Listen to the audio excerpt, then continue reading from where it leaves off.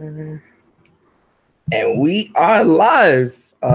Ladies and gentlemen, what is going on? It is your boy, Persona of Gaming with Persona, host of Mind of a Gamer podcast, host of When Persona Speaks podcast, fellow TOA member, hashtag TOA boys. We out here. It's amazing. It's another Saturday morning. It's a very special Saturday morning for two reasons. One, this is our first official podcast back as MOG as a whole. And it's September 1st, so everything just falls into place. I remember I was talking to Demi about when we wanted to come back. We said the first week of September. We ended up choosing this weekend. Oh yeah, it just so happened to be September 1st. So we're officially back with our cast, with our crew. Not only that, but we also are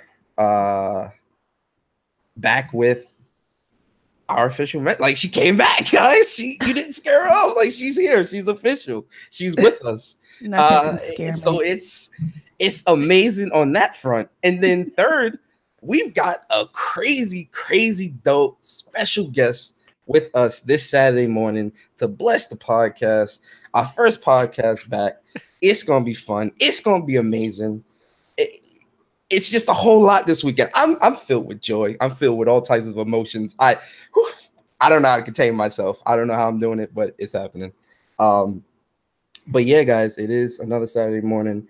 And for those that don't know, what is MOG? MOG is short for Mind of a Gamer podcast. And we have a very chill podcast where we talk about all things gaming, all controversial topics, and the community that comes with it. We always approach all topics with a fair and unbiased perspective. Sit back, relax, and enjoy the show. With that being said, let's introduce the main cast. Let's get into it. It's starting with Miss Leash. Miss Leash, introduce yourself and let us know the games you've been playing throughout the week. So, hi guys, it's me, Leash Capiche. I came back. Y'all will never scare me because it takes a lot to scare somebody with the realness on level 100. I'm just playing. So this week, the games I've been playing, I've been doing somewhat of like a low-key type of thing. So I relax now and I play a little bit of Oblivion. I pour my red wine and I play a little. I'm still playing State of Decay. Wanted to get into playing Dandara, but it didn't work out the way I wanted it to. I've been playing The Sims 4 a lot. I've just been relaxing. Oh, and I played Doom. I did a tequila shot stream. And it got a little intense, aka I got a little drunk. But yeah, those are the games that I've been playing this week. Just something light, nothing too intense, you know. That's it. Okay. I definitely seen the stream. You was you're struggling a little bit on that first area. You know, I was going. You know, I got better, but then I got worse because the tequila kept flowing. So. You did, but I was like, oh shit, okay, she doing it. She thought it was gonna be a scary game. I'm like, this dude's scary. Nah, this ain't scary. You good. It's not scary, but it ain't scary. It ain't no Resident Evil 2 now. Hold on. Oh yeah, nah. It ain't no RE. It ain't no Fatal Frame. You know, let's talk about scary games for a second. You won't catch me playing that. Oh man. Definitely. You know, it's always good to have you on the show. You are an official member, so I'm happy. Demi's happy. I know you try to contain it, but it's okay. I'll be happy for the both of us. I'll be the one that's going to exhume the excitement that we both are feeling. Is that your word of the day? Yes. I've been reading the dictionary lately. But, Is that on your calendar today? Yes, word of the day. You know, I do have a word of the day calendar. Yes, I do. That's wonderful. Hey guys, y'all know who that is talking, man. That's my boy. That's Mog Vet right there. Demi in the building. Demi, please introduce yourself to the people and let us know the games you're playing throughout the week. What's going on, everybody? The Mad Reviewer here. Demigod Reviews. What have I been playing this week? It's been a light week, actually. I've been playing a lot of Graveyard Keeper. I've been going hard on competitive for Overwatch. And I've been playing a lot of Yakuza Kiwami 2. And those games are wonderful. Oh, and Sherlock Holmes and The Devil's Daughter. Though I've been playing a lot of that also. You still playing that? Yeah. Shoot. All right. I respect it. But a lot of my time has been taken up by Overwatch because I really want to get this rank. I'm really trying to like solo for diamond rank. So that's really why I'm like burning some time into. Okay, that's what's up. How far are you into the how far are you from the diamond? I have one more placement match, but I think I'm like right there. That's what's up. That's what's up. You already know, bruh. It's another Saturday. I'm hyped. It's gonna be good. Then last but not least, we got the man of the hour, the special guest. Y'all see it in the title. Y'all know who this is. Yeah, if y'all don't know who Dual Shockers is, then what y'all doing? How y'all on social media and don't know Dual Shockers? Come on. Meaney in the building, special guest, community manager of Dual Shockers. Please don't overhype me. How are you, everybody? But yo, introduce yourself. Let the people know who you are and let us know the games you've been playing throughout the week. Sure. I am Scott Meaney. I am the community director, sir. I didn't go to community management school for 7 years to be called Mister. I'm just messing around. I really don't care. I can say them both interchangeably all the time.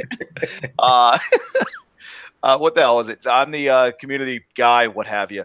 For Dual Shockers, we have other community team members as well. But DualShockers.com, we are an independent games journalism site. One of the last ones left. If you just want to go and read about video games, we are there. We don't conflate it with a whole lot of non-video game opinions. You'll dig it if that's your thing. We are very welcoming and very happy to have you. As for what I've been playing, I am terrible. I'm on my backlog now, so I'm actually in Yakuza 5. Hey, okay. I'm trying to fight through that backlog.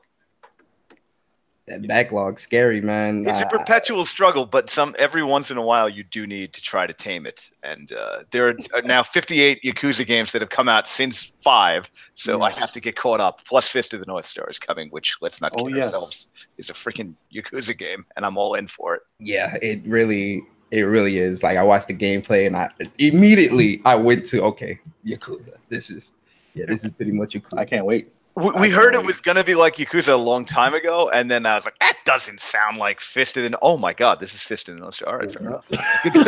I stand corrected. My only thing about Fist of the North Star, it looks so great, and it does look amazing. It's just coming out in that October. That October season is just so crazy. Assassin's Creed, COD, Red Dead. Dude, I'm picking it over Spider-Man. I don't care. I don't care. Call the cops. All right, Meaney, you're my guy. Hold on. You my boy, Meaney, but hold on. Spider-Man the GOAT right now. Spider-Man the GOAT. Yeah, Spider-Man talk. Spider-Man's going to be great. I'm sure it'll be great. I'll pick it up when it's 20. I get it. Like, I get it. Wow. Oh, man, you definitely... Meaney is shaking the table right now. Oh man, Meaney! It looks amazing. We're reviewing it. We're actually doing a thing. We're starting up a Mixer channel this weekend, and we should be working with Mixer next week. So we're going to be doing some live gameplay footage of it, probably on release day for Spider-Man next week. So look for Dual Shockers vaguely on Mixer somewhere. We will have that later on.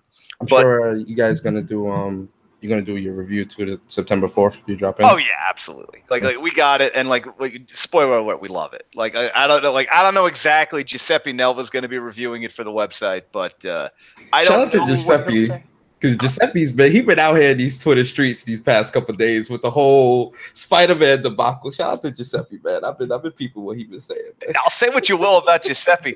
The man is not afraid to fight. So I'll give it to him. He's not. So yeah, I mean, like I said, it's great to have you. So let's start off, just a couple questions real quick, just to kind of get everybody to know and understand, your role in Dual Shockers. So in terms of you, like, how long have you been doing Dual Shockers? For Dual Shockers, I've probably been with them about a year now, maybe a little over at this point. Did you work with any other gaming publications before this? I'm actually the beauty of being a community guy is that I'm ex-PR, ex-marketing types. So so a snake. In the past, I worked with developers and publishers, and basically, I was an editor and a writer for a bunch of different places ahead of time that was not gaming related, but always had some kind of a game. I was always the head nerd on anything, so it was always anything gaming tossed to me. And it kind of was just a natural thing. I met the co-founders and everything at several events, and we started talking, and it was, oh, this man actually is a giant nerd who loves video games. And eventually it worked out, and here I am. I actually led into you basically answered my next question, you know, like pretty much what kind of brought you guys together, which is good. I mean, it's good to see, I guess, the passion of gaming, and just to see that being so strong that you could kind of form those type of relationships, especially when you're seeing other gamers within different venues and things like that. It's always really, really good. Least you got things you want to answer? Basically my questions are more like, what is your day-to-day as a community manager for DualShockers? All the social media stuff pretty much is me or my team member Audrey. The two of us kind of split off in shifts, one time or the other. Posting any deal things you see coming up on the website are usually one of us or something of that nature. And otherwise, we're in our Discord channel all the time. So everyone can feel free to join the DualShockers Discord channel. The easiest, I would give you a string of letters and numbers to tell people where to go to do that, but that is awful. You can find it on DualShockers.com. Everyone type XJ91 WWW. So that's kind of what it is.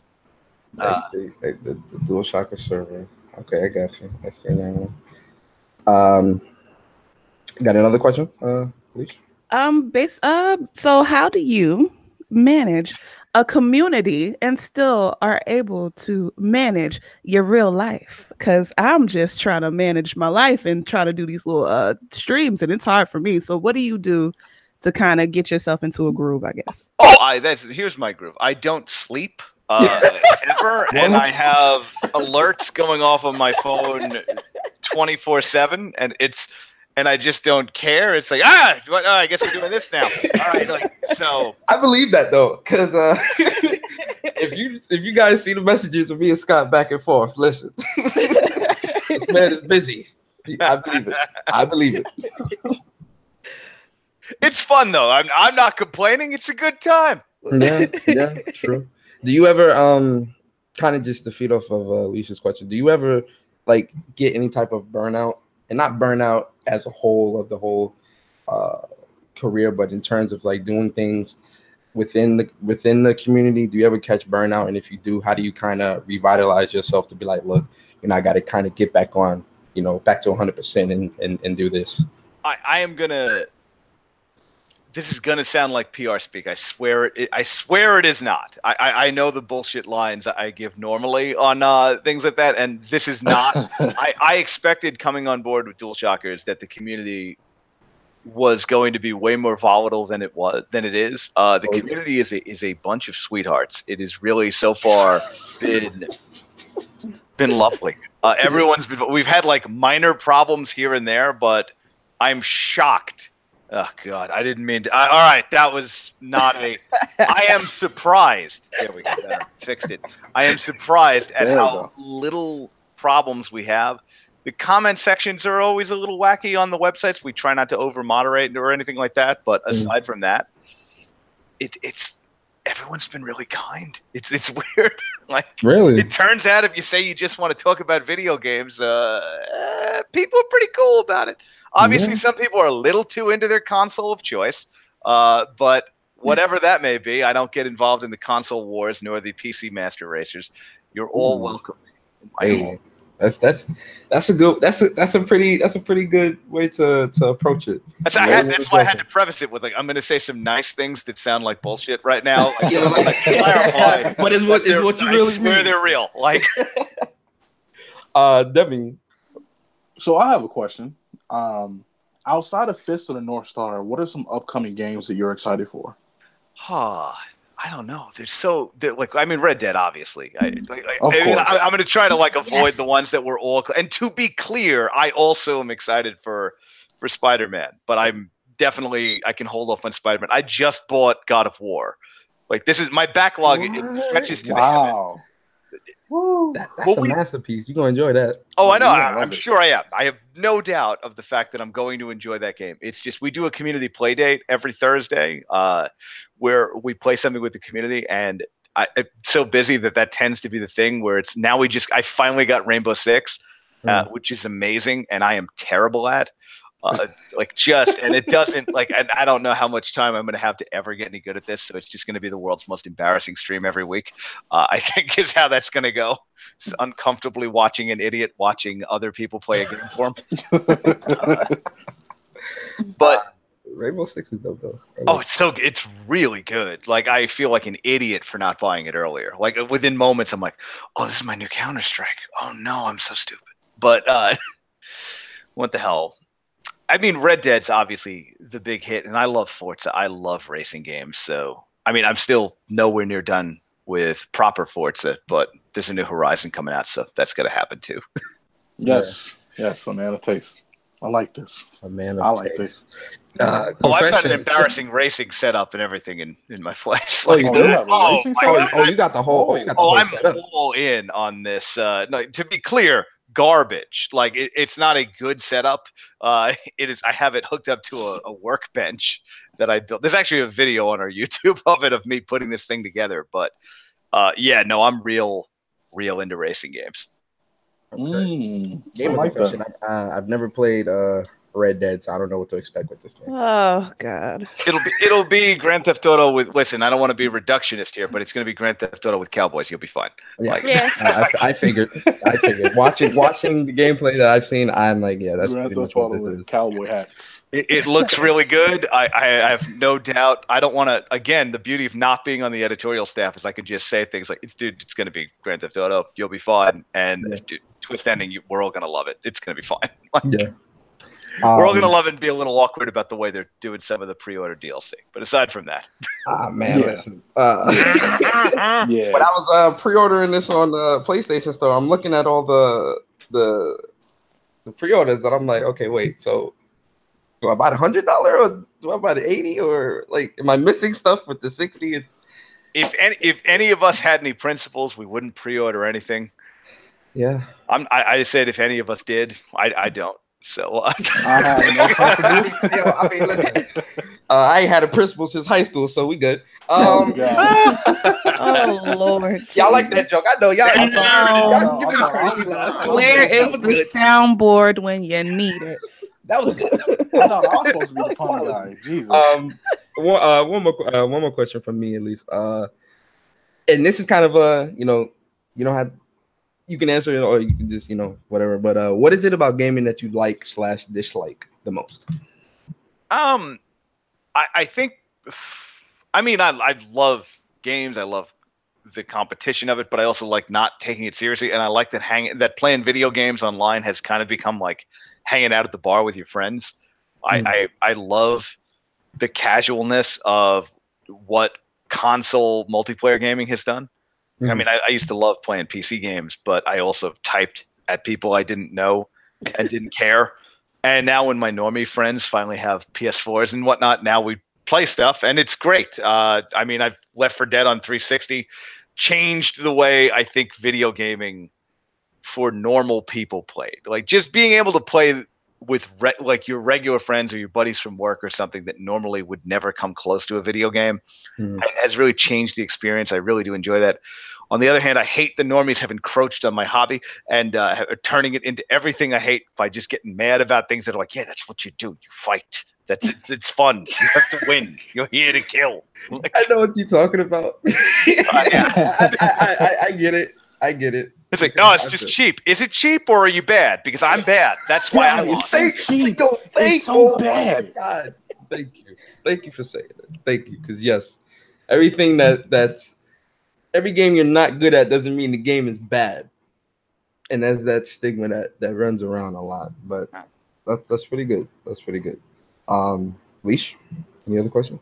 I'm plumb out. I just wanted to know about day-to-day interpersonal type stuff, I guess. So, if you want to see most of that kind of stuff, join the Discord because we usually talk most things out there with the community when there's anything of value, and when something's gone on fire behind the scenes, we try and not show that, I guess. But Right. it's usually pretty smooth. It's not. Again, I'm shocked how little explosive rage there is. Like we have, like the worst problem we have is that a lot of people think that we're a PlayStation only website because of the name, which admittedly I think everyone behind the scenes is like, yeah, the name was a poor choice. But like for a place that covers Xbox as much stuff. Huh? Like, you guys write a lot of Xbox and Nintendo stuff. Oh, we write everything. We write PC stuff too, totally. Yeah. And by the way, I also want to throw one more game that I still play a lot because I'll die on this hill any day. Sea of Thieves. I am the guy. Really? I am the guy. I loved it from day one. Like we were talking to a guy from Microsoft the other day, and he's like, "And don't worry, like Sea of Thieves, we're really updating." They're like, "Dude, you don't need to talk to me. I'm already zealot. I don't care." Like the thing is, I wasn't really finished at first. Yes, it was. You don't need to lie to me. I am very happy with what you put out. I know what you wanted to put out. Like I like what you did, and I enjoy this. There is no point. Go do what you want and hang out with your friends on a boat. Like I'm completely happy with that game. I told myself I was eventually going to go back to Sea of Thieves because I see the DLC coming out for it, and I'm like, maybe. Just the Megalodon was like the selling point because it looks cool. So I really want to try that out. The skeleton ships right now are a lot of fun. What I want is an opportunity to be more of a bastard again. Like, the original thing was that everyone was a complete bastard and killing each other all the time, and I was king of them. But they've now made cooperation a really big part of the game, which was awesome. But now I need a reason to, after we go through 3 hours of collecting stuff, to shoot you in the back of the head at the last moment. And like, why? Pirate!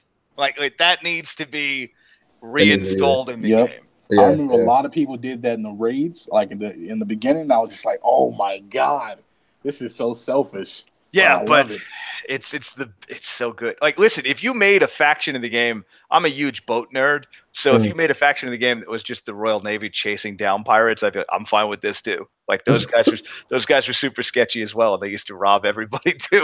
I will 100% be player killer. I'm fine with that. But what I was doing when I played is like we all would go on like an island searching, and I'd swim back to the boat and drive away. Like I did that a lot. Yeah, like I was just doing stuff like that because like I didn't have like everybody to play with, and so like I was playing with a lot of randoms and like, oh yeah, let's go search over here, let's go there. Okay, y'all go there. I'll be there in a second. And just drive straight off. Like I was doing that a lot. It's fun. Like doing stuff like that was like really fun. I'm not even gonna lie. The community is the kindest community I think I've ever encountered in a multiplayer game. It's also the only one that I've ever encountered where everyone constantly has the mic off, has the mic on, and is talking to people. Like you got to communicate, especially like controlling the boat. Yeah, there's got to be some good communication. Oh yeah, it's great. But then like we would load our boat up with as many people as we could. We would meet people and then load as many boats on there, and then we would know there's one other ship in the world and just like silently sail the seas, waiting to see where people would show up and just be like let's get them to challenge us. Get them to challenge us. Grab the megaphone and play Rucka Rucka Ali at them like until they came over. And when they did not expect there to be like 8 people hopping out of our boat. Oh wow. It's the best asshole simulator there's ever been. Yeah. That's definitely dope. That's dope. I respect that. Demi, you got any other questions? I'm plumbed out. Well, okay, sir. All right. You're plumbed out. Okay. You're plumbed out. I'm not that interesting, I can tell you. No. Listen, I'm loving this. I don't care. I'm just good. I'm loving this. So yeah, let's jump into talk some topics with us and talk gaming with us. Meaney. I hope hope you enjoy it. So the first one is pretty much what we do every month. We've done it before. For early episodes of Mod, we will continue the tradition now. Every month, we always do PlayStation Plus versus Games with Gold, and just see which games kind of appeal to us a little bit more out of the games that they're offering for the free month of September. So for this month, for Xbox, they're offering Prison Architect for Xbox One, Live Lock for Xbox One, Star Wars 3 for Xbox One backwards compatible, and Monsters World for Xbox One backwards compatible. And then for PlayStation Plus, they're offering Destiny 2, God of War 3 remastered, Another World 20th anniversary, which is cross-buy with PS4 and Vita, Cube Director's Cut. I don't even know why they're giving it. Man, I'm gonna save it. And then Sparkle 2 for the Vita, cross-buy with PS4, and then Foul Play, which is on the Vita, but also cross-buy with PS4. So starting with you, Meaney, how you feel about both these free game offerings for September, and which one are you leaning more so towards for next month? I mean, I feel like this is a loaded question. First of all, at this point, does any of us not own 5 versions of Prison Architect? Oh, wait. Like, I feel like that one. You know what? I'm not thinking of Prison Architect. I'm thinking of the Prison Break game. So the Escapist. Oh, yeah. I'm thinking of the Escapist. Yeah. I'm thinking, like, wait, there was more than one Prison Architect. I'm trying to think in my head, like, huh? Great market penetration, guys. Listen, there's a clear winner here this month. Although, let's not kid ourselves. Destiny 2 will probably be Games with Gold next month. Microsoft made that great decision we're not going to do exclusives anymore or buy any DLC like they did that made them own last generation. I don't know why that plan seemed smart over video games, but fine, fair enough. So I would bet that Destiny 2 is coming to Expo next month, but this month is a clear winner. Plus, Another World is a really good game too. Like, ignoring the big hitters in that list, Another World is an awesome game. Foul Play is also really good. That's a really good co-op game to play with friends. That's really good. Totally. I mean, obviously, I already have Destiny 2. I loved Destiny 1 quite a lot. My wife made me a damn wolf hat as a goof for an anniversary. Like, I have a ghost. Oh, you part of the wolf pack? Hey, okay. Oh, of course. Come on, what hat are you wearing? Adorable. There's only one hat. There's only one hat. Of course. There's only one hat. And they haven't brought it back for 2 yet, which is one of my problems. I love Destiny, and I just stopped playing it at some point, and not like because they pulled out all the lore, which kept the whole thing alive. Yeah, Grimoire cards was, I don't know why they did that. And when you chase esports, you make your game boring. So I'm glad to hear that the Crucible is kind of back to what I once loved. Yeah, it's almost as though those people are crazy and really looking for something that normal people aren't. Yeah. And we all just want to fire the golden gun over and over and over and over again. Just give it to us. You mentioned golden gun, so I'm guessing you was a hunter? Oh, hell yes. Oh, constantly. God. Meaney, we can't be best friends, man. I'm a Titan all the way. Oh man, we need a skater. Get in there. It's fine. I mean, listen, I'm the guy that's I'm creating a bubble in the middle. Remember Oryx, Destiny 1. I'm creating a bubble, weapons of light, touch of malice. We're gonna have some fun. Yeah, I'm that guy. So me, I do everything Daddy Shax tells me to. That I'm 100%. This is amazing. Thank you, Father. Yo, he did say some crazy stuff in the Crucible, though. I've never wanted to impress an announcer more than I do in Destiny. That's if I could say one extraordinarily positive thing for Destiny, it's that I miss Destiny 1's Shax is never pleased with you unless you've done something extraordinary. I miss him constantly being disappointed in everything you did, and now he's like huggy, touchy, feely. Yeah. Jackson 2, where he's like, everything's good. You're all having a good time, and everyone's fun. Like, no. It's like, you're gonna hit me and make me do better. Make that happen. Yo, the Crucible guy is definitely amazing. I'm sorry, we get off topic. I can talk about Destiny.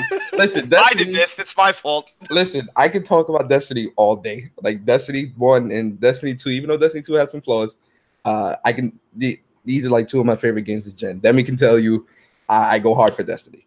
But Leash, for you, how do you feel about this month? As me, as a person who only has an Xbox, I am quite disappointed. But of course, like Meaney said, the clear winner is PlayStation. I'm not playing any of these games that are coming out on Xbox One. So I just sat here and I was reading through the article and I was like, well, I guess I'll just have to just go and through my Game Pass and find something interesting in there because they really just dropped the ball for me as far as Xbox goes. So Yeah. So I'm a tad disappointed over here.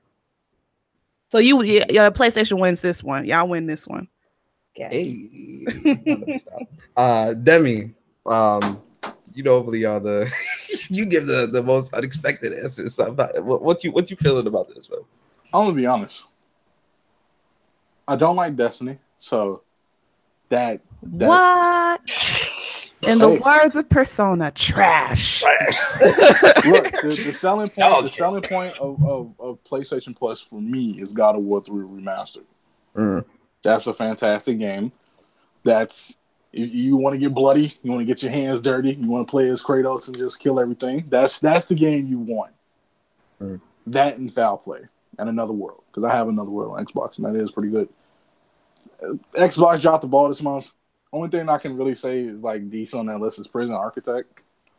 I don't know why they keep giving us Lego games. Right? Why? Like it's so many Lego games. Cheap. What? Listen, I don't know. Like they are cheap though. Like they do like sales all over the place for like Lego games for like $5, and I'm like, okay. Do you ever watch like TBS or something, and they have movies on that are like, why would they buy this? They sell things. Why would they buy this? And like Lego, let's be clear, the Lego games are great. I liked the Lego games years ago. I enjoyed the first few. I am now done and have not sired a child at this point, so I don't have much use for another Lego game at this point. The Lego Villains game looks cool. It looks pretty cool. I watched a lot of the gameplay from E3 and whatnot. It does have my attention, but so many. $60. Well, I mean, they're really cool. But for years we were like, "What a great idea for kids!" And the innovation bubble has burst on that one. At Game 58, I think we can all agree that these are good. I'm clear. I get what this is. I understand. What are you, Assassin's Creed? Like, take a break. Wait. I think the last good like Lego game was like Lego City Undercover. It was Lego GTA, and I was like, okay, that's it. This is the last one I'll buy. Then it's like 10 more released. They're genuinely all fun. Like if you put them on, you will not be entertained. They are what they are. Like there's no other way to fight that. Like it's just like, how is it? You either like this or you don't. Odds are high you're gonna like this unless you're a monster. But that is true. They are, who hasn't played with Mega Blocks or Legos as a kid? Like I did. So playing something like this is definitely reminiscent of, as a child or whatever. But you give us Lego Star Wars 3? Did they? The third one? Yeah. I mean, listen, the kids today are playing Fortnite and COD, so listen. I heard about that. They're playing that Fortnite in the classroom. It's terrible. Yeah. Such a violent game. Fortnite is taking over. Characters that look like they walked out of their extras from the background of Frozen. It's so violent. Can you believe it? Really? All right. Oh my God. For me, obviously, it's an obvious answer, man. PlayStation 1, just off that Destiny 2 and God of War. I seen that, was like, I know who won. So that was it for me.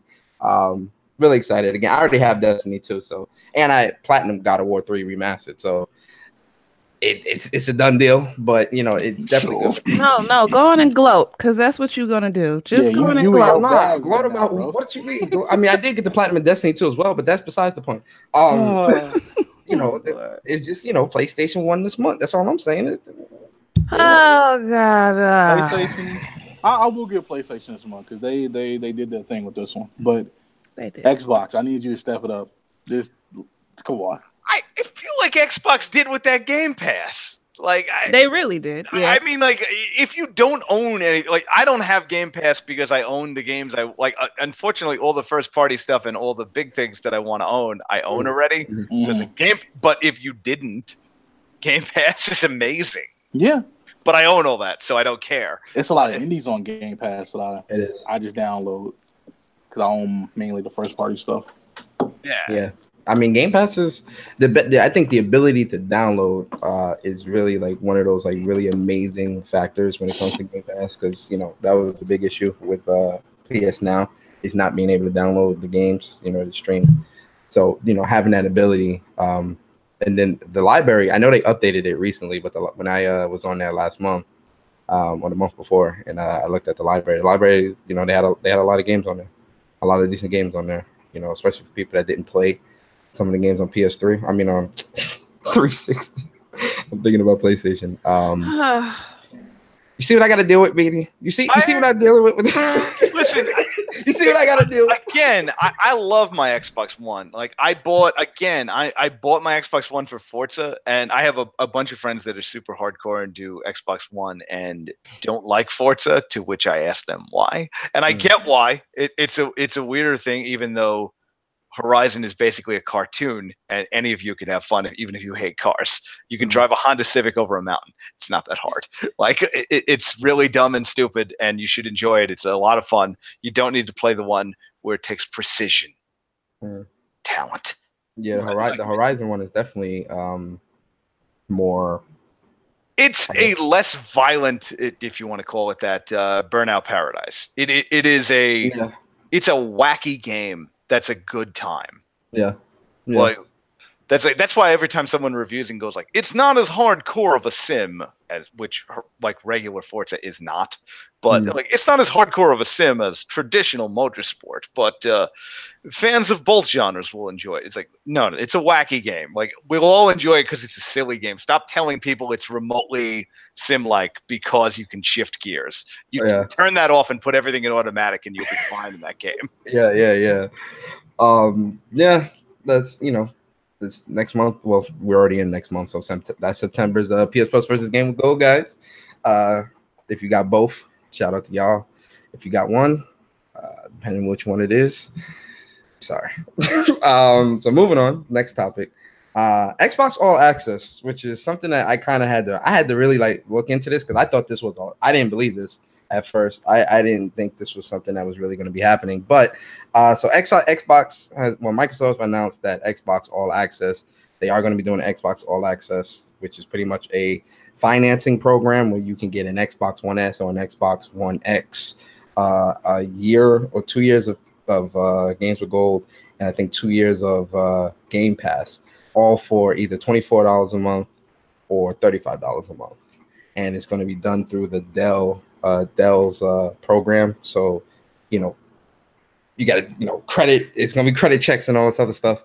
But this is something very different for the community. Something that it's pretty much like a layaway plan almost. Remember layaway? I don't know if they even have layaways anymore in department stores. I don't use it, okay. But they still do. I've if I can't buy it then and there, I'm not going to get it. That's my mindset the too. Smarter plan, but yeah, they exist. That's my mindset as well. If I can't pay for it outright in cash, then that means I don't need to own it. Exactly. But you can own this couch for 3 years. It's only going to cost you the price of a car. Get it, but it'll be $30 a month. You'll be fine. Own it in 3 years. Pay it off. It's $10,000, but you need this couch. I feel like it's a $300 couch though. No, it's great.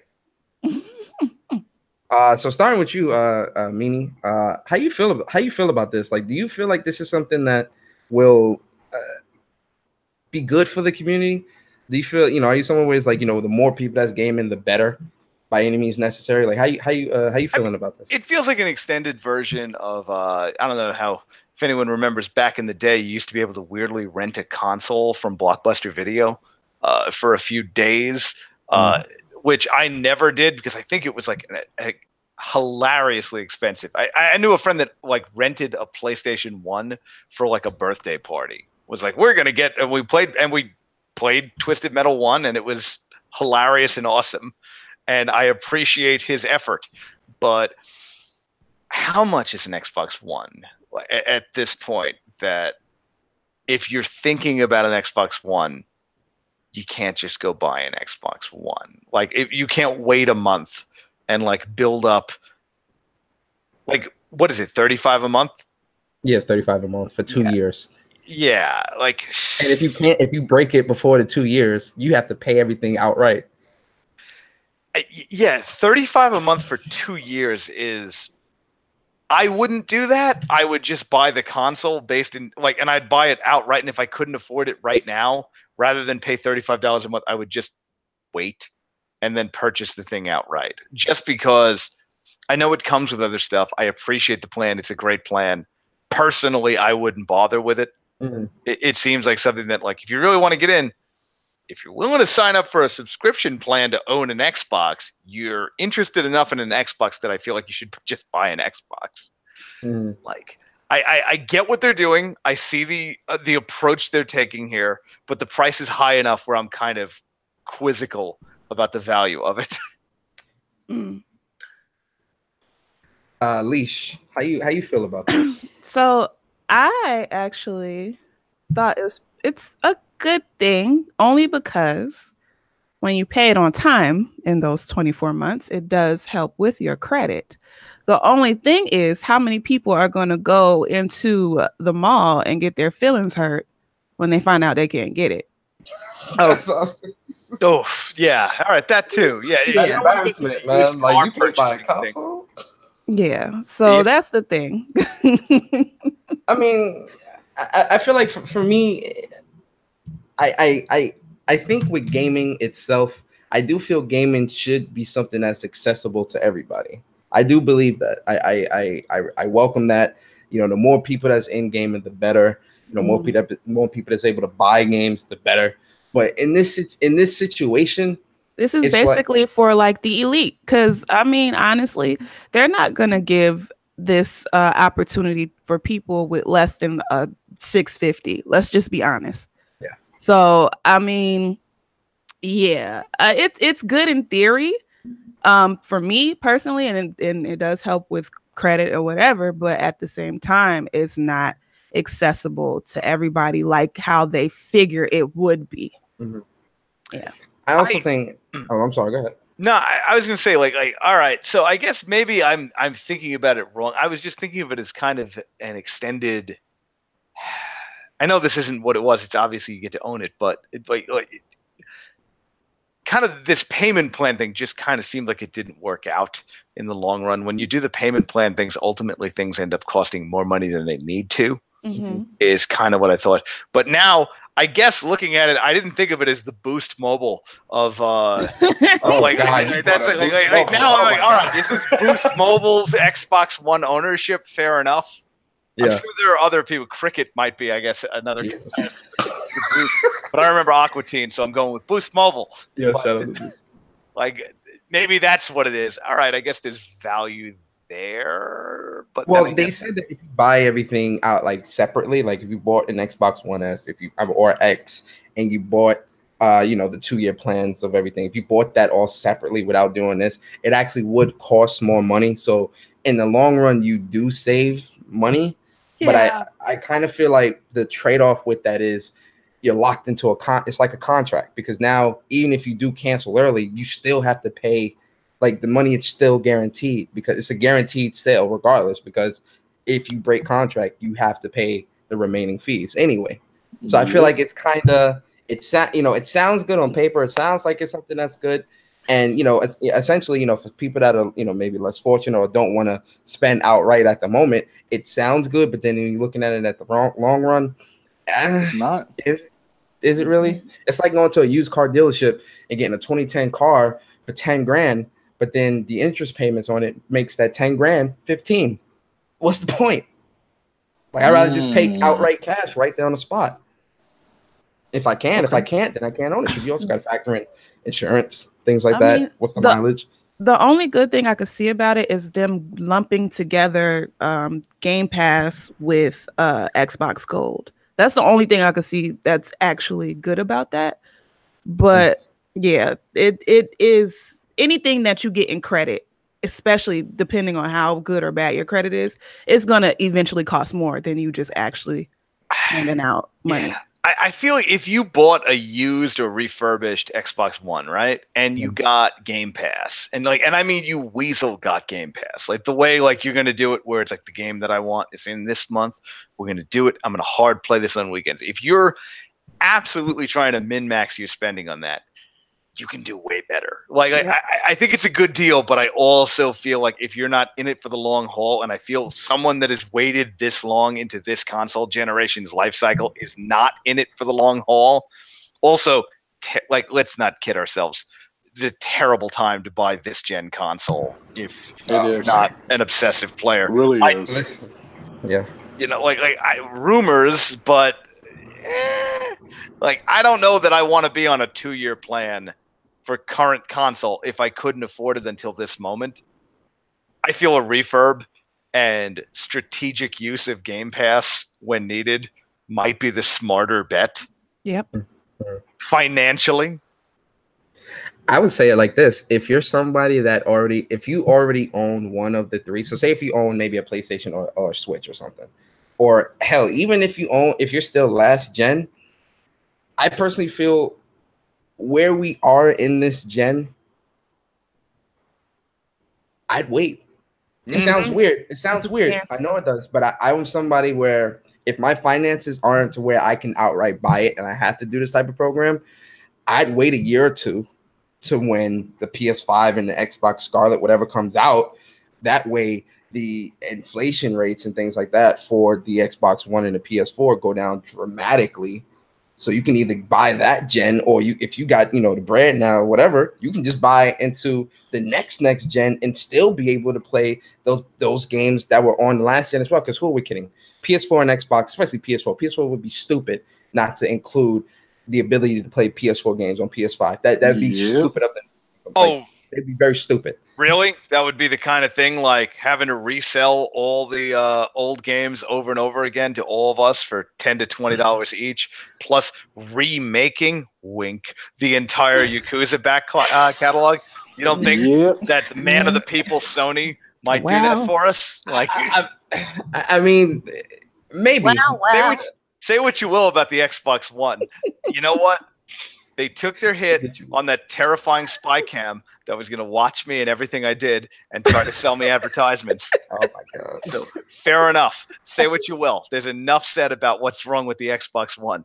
That back catalog, I don't care what the stats say. I've been playing Streets of Rage for 3 weeks now, and I love going back and playing old games on my Xbox One. I play a tremendous amount. The fact that Modern Warfare 2 went backwards compatible this week, I'm ecstatic about. Like, okay, let me ask you a question, Meaney. Do you have an issue with paying for old games? So here's the thing: do something with it, and I'm fine. And if it's a game I love enough, I'm fine. Like the fact that Red Faction Guerrilla got a remaster is like, oh, you could have just brought it back. But it's kind of like, but this will get other people to play what I thought was one of the best multiplayer games of Xbox 360. They got unfortunately kicked to the side. So sometimes yes, sometimes no. Mm-hmm. I guess what I'm saying to you right now is I'm a hypocrite. I mean, hey, look, the first step is admitting. So, oh no, I've admitted it many times.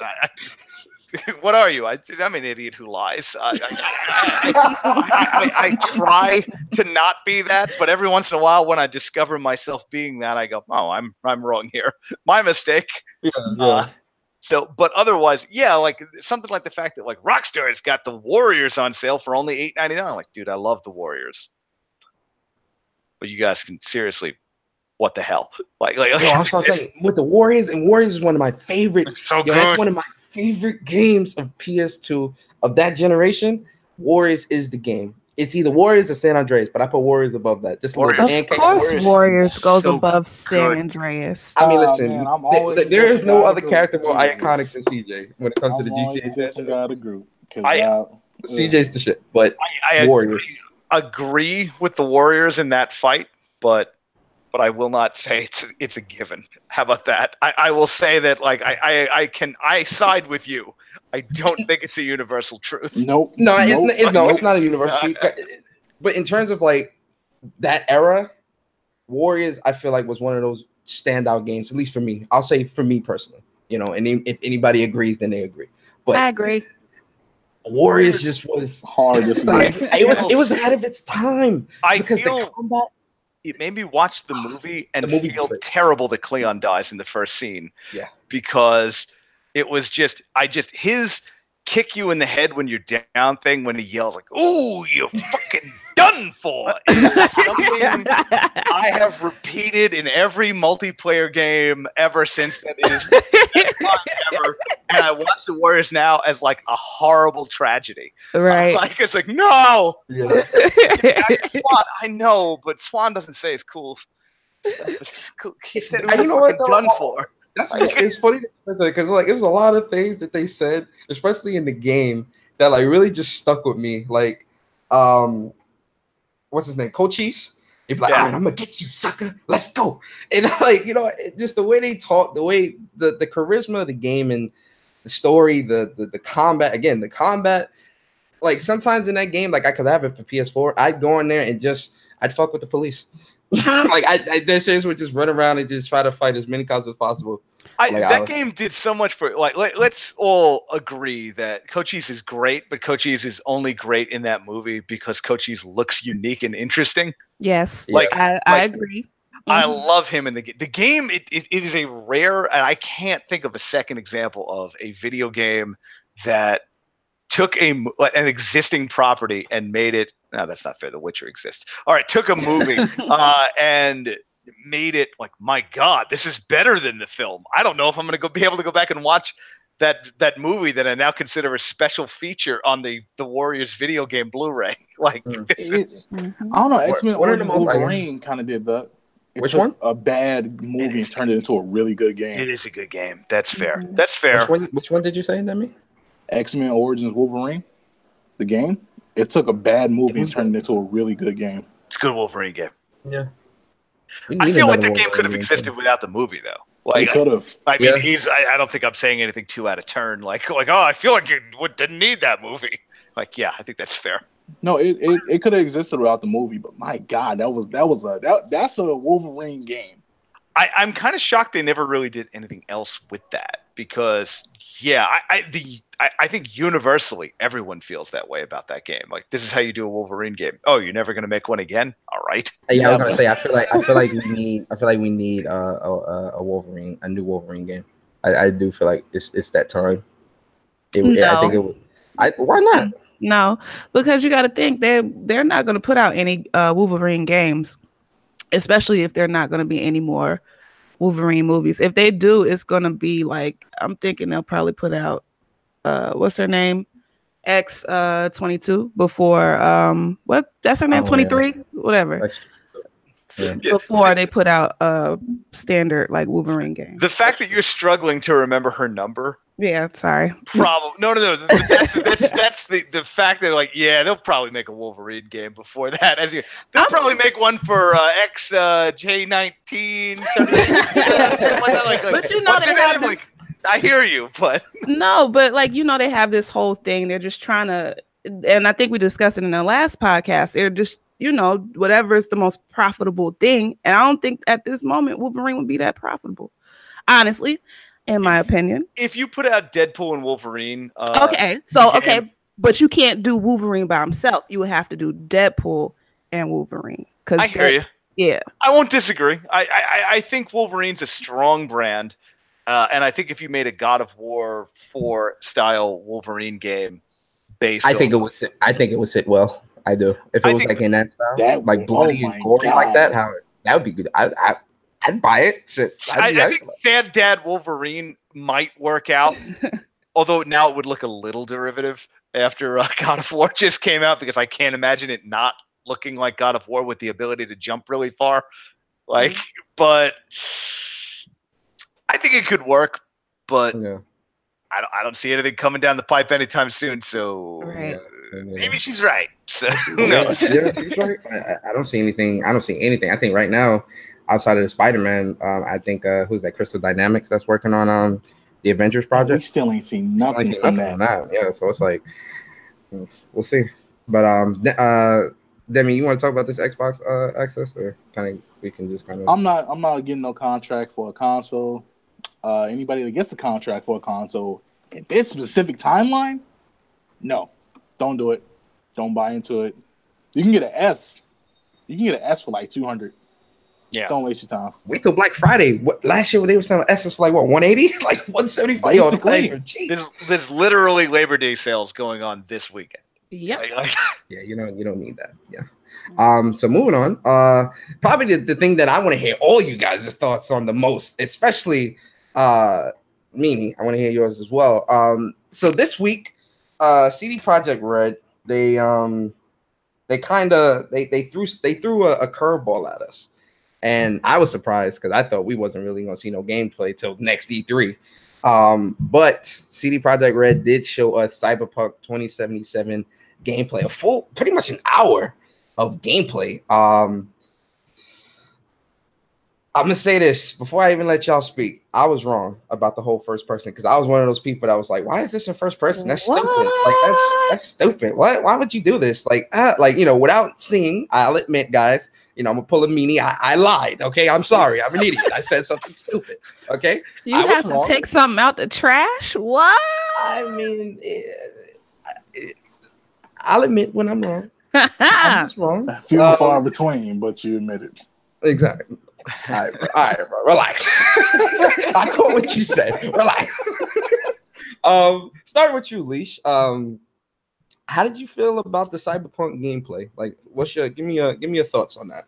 Well, I'm all for it. One thing that really stood out was the character customization for me. That's really important whenever there is a game that has it. It looks really intricate, really cool. You could shoot through walls, you could sidestep, hack into people's I guess their mainframe or whatever you want to call it, and see like the different cells of organizations, and you could hack into that specific cell, and like it was just so intricate. Like in my mind, I'm just like, how are they going to pull this off? Like this is going to be, when Cyberpunk 2077 comes out, it's going to be the bar for the next gen games, I believe. And like even how like the world was like full of people, no matter what street they went down.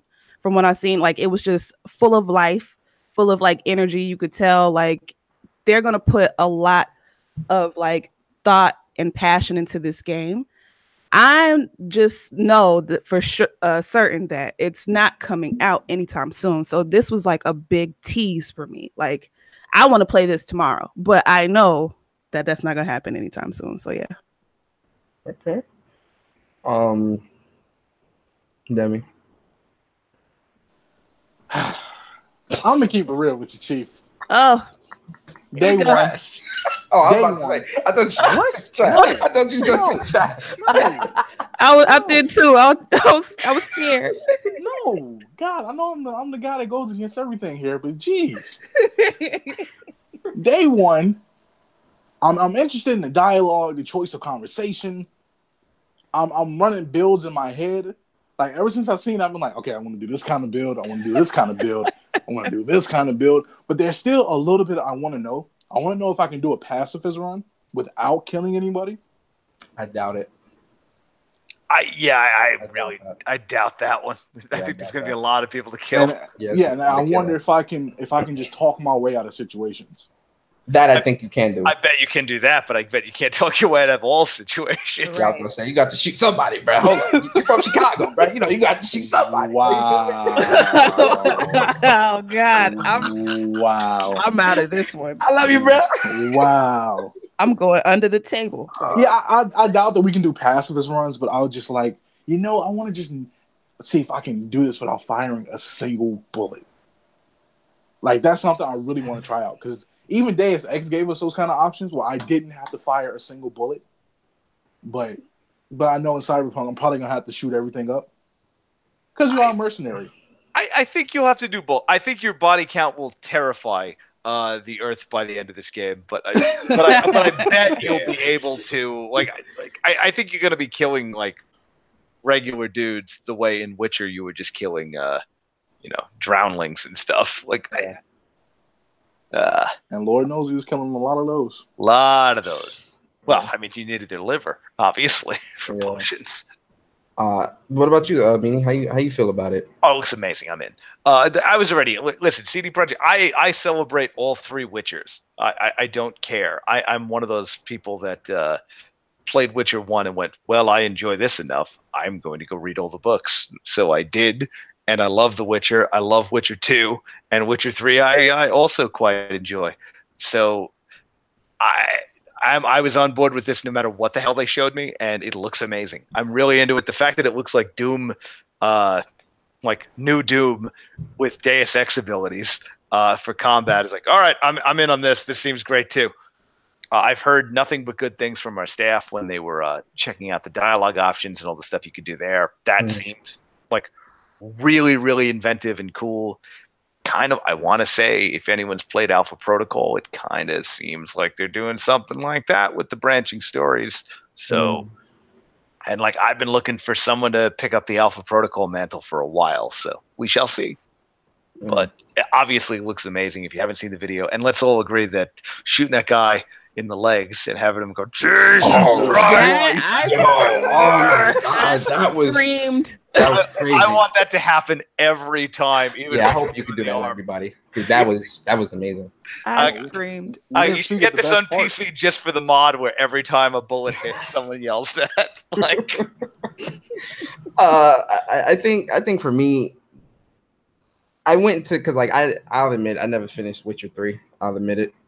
Huge game. You're excused. Yeah, it's I've never finished it, and Witcher 3 is actually my first Witcher. I never played 2 or 1. But I do recognize CD Projekt Red as being, a very well-respected development team. So when it came to CyberPunk, my attention was on this just off the strength of the world that it was in and the world they were trying to go for with this. Because, the trailers I've seen and things like that, I was getting a lot of, Total Recall as Demolition Man type vibes and things like that. Very futuristic, but still very gritty and very it's like slums, but it's like high-tech slums-esque type of. I think you're onto something, though. I'm going to send them a note, see if we can get some 3 seashells put in that toilet. Oh, man. Oh, man. Yo, shout out to Meaney, because I don't think everybody here has seen Demolition Man to understand the joke. I got the reference. That's good. When Sylvester Stallone goes into the bathroom with Sandra Bullock's apartment, he looks, and it's 3 seashells, and he's like, "What do I do with this?" And the whole scene is funny. You have to watch the movie. So the game itself looks great. The combat looks awesome. The shooting looks very good.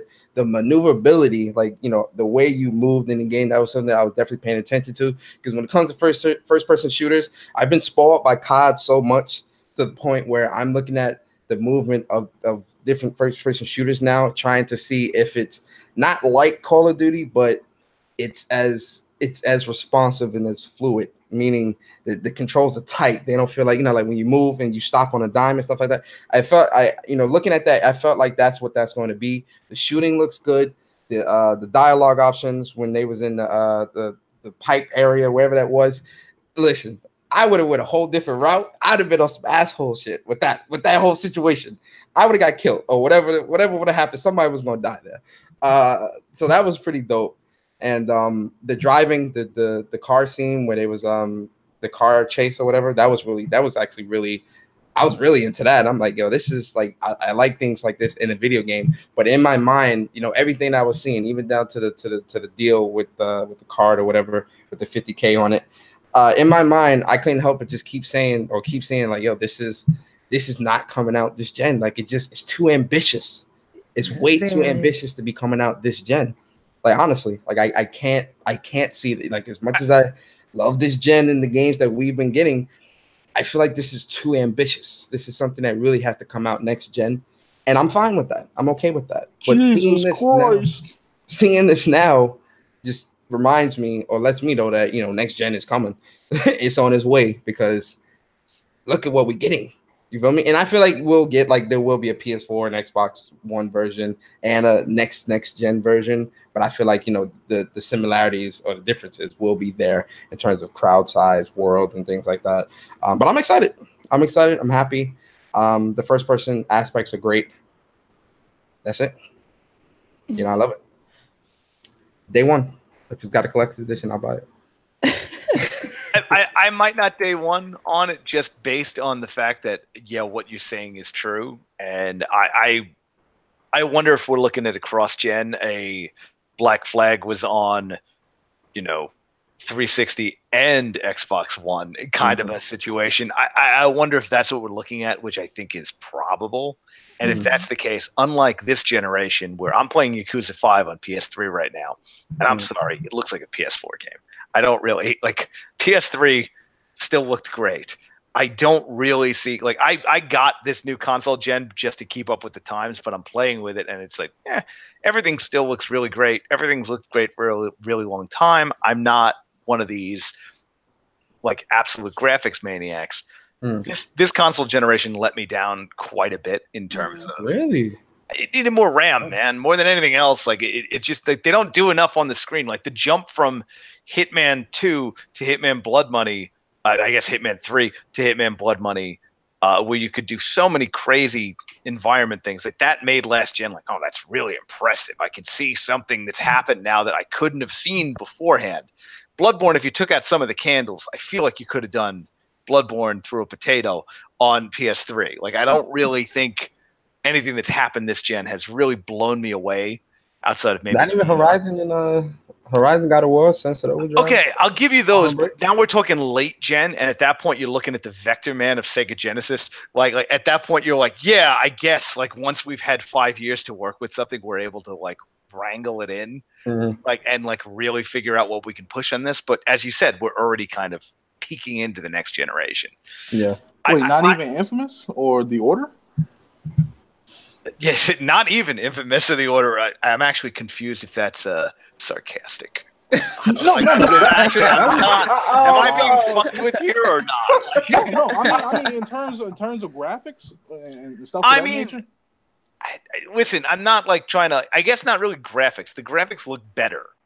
My argument is more like I'd rather have more on the screen. Something that I don't know. Something that I couldn't have seen in a previous generation if you dumbed it down a bit. Like like the dance bars in a modern game are a little more packed with NPCs than you would have seen back in the day. Like Deus Ex, when you go into a dance bar and it's got 3 awkward people dancing, and it's like, well, this is a nightclub. I appreciate what you're going for. Fair enough.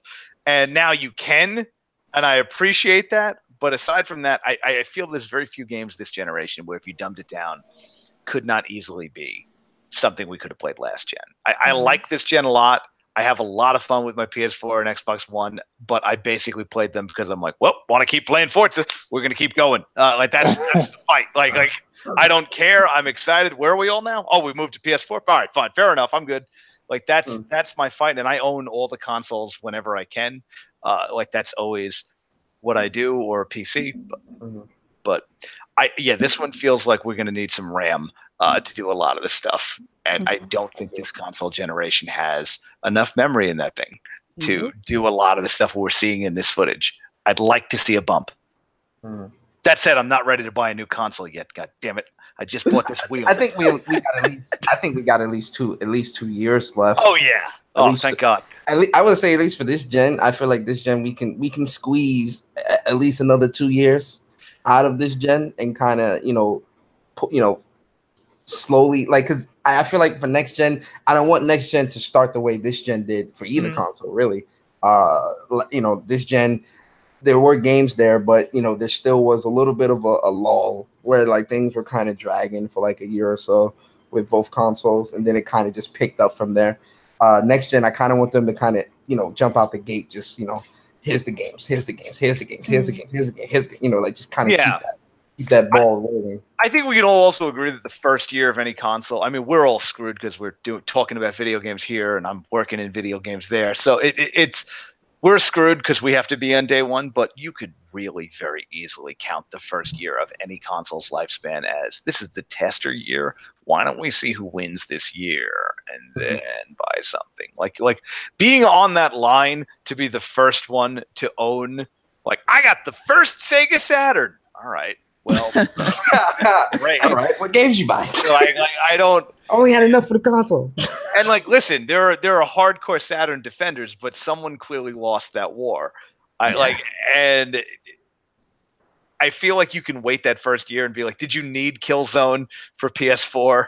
Like, was that necessary? Did you have to have? I got to tell you, if they'd made Titanfall 1 Xbox One exclusive, I would have certainly, my library, I would be sitting here right now. You know, the Xbox One's really got some great things because I would have absolutely been there day one. But they didn't, so I could wait and casually enjoy at my leisure. But I feel like I'm going to want to play CyberPunk in the best possible environment I can, PC notwithstanding. So I feel like I'm probably going to wait on that one. Yeah. But it looks amazing. It's day one, the moment I think, like, I'm ready.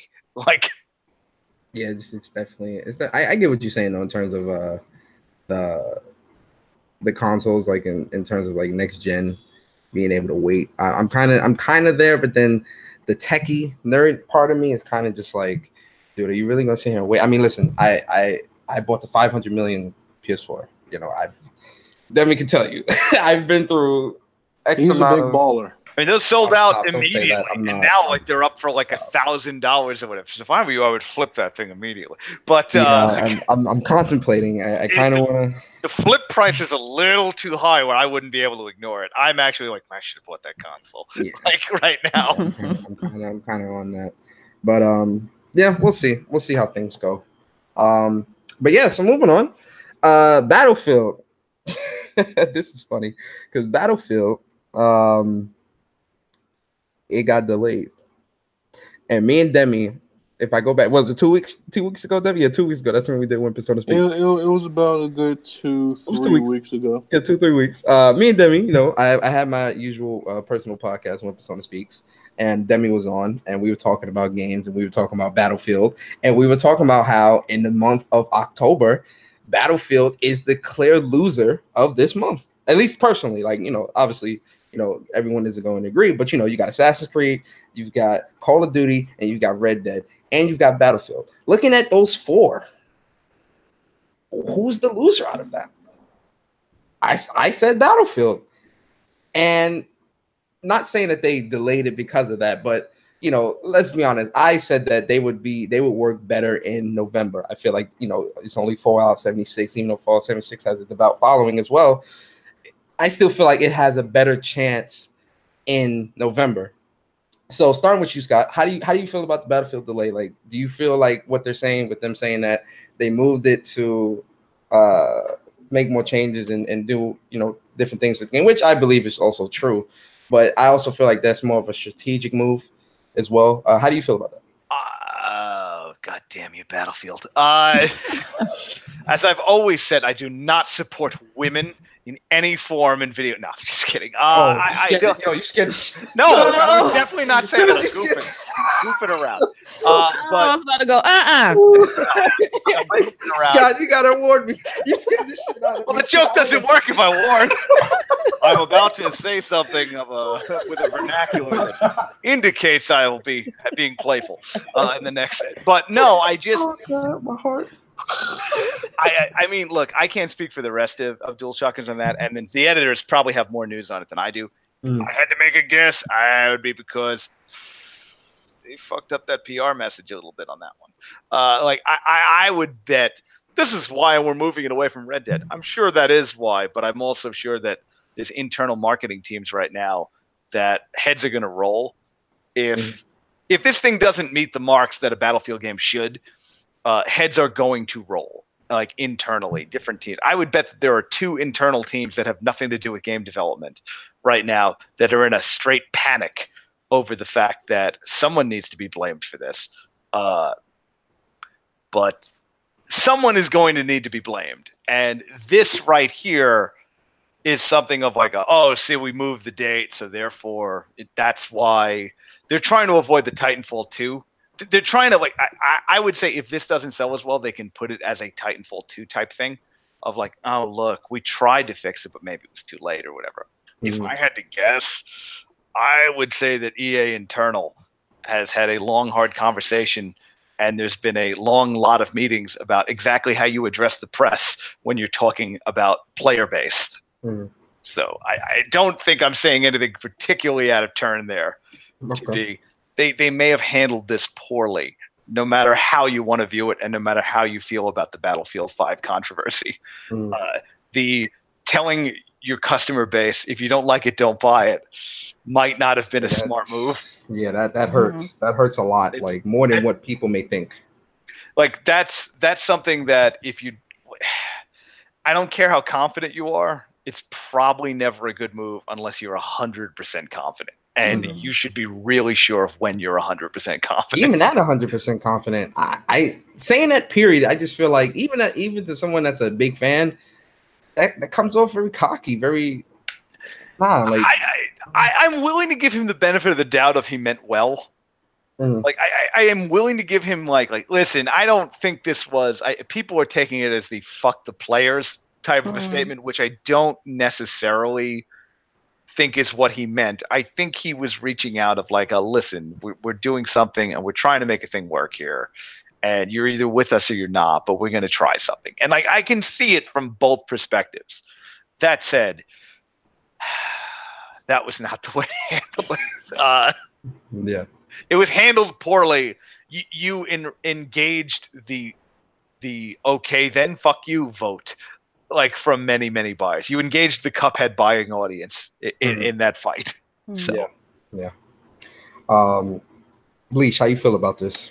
I just feel like if they know that you have competition and you don't feel as confident in what you're about to put out, I say, wait, it's just like, okay, so my thing is I relate a lot of stuff to hip hop because I love hip hop. So with the whole Nicki Minaj debacle, she shouldn't have released an album this year when people already have Cardi hype. And with a lot of diehard fans within the hip hop community and within the gaming community, it's all or nothing. So with that being said, like a lot of people love Call of Duty Black Ops, a lot of people love Battlefield, and you got some people in the middle who like both. So, I mean, let your competition kind of die down, let people get used to playing Call of Duty Black Ops, and then bam, put out your game November 20th, and then everything will be straight. But like, well, should be straight. I don't know.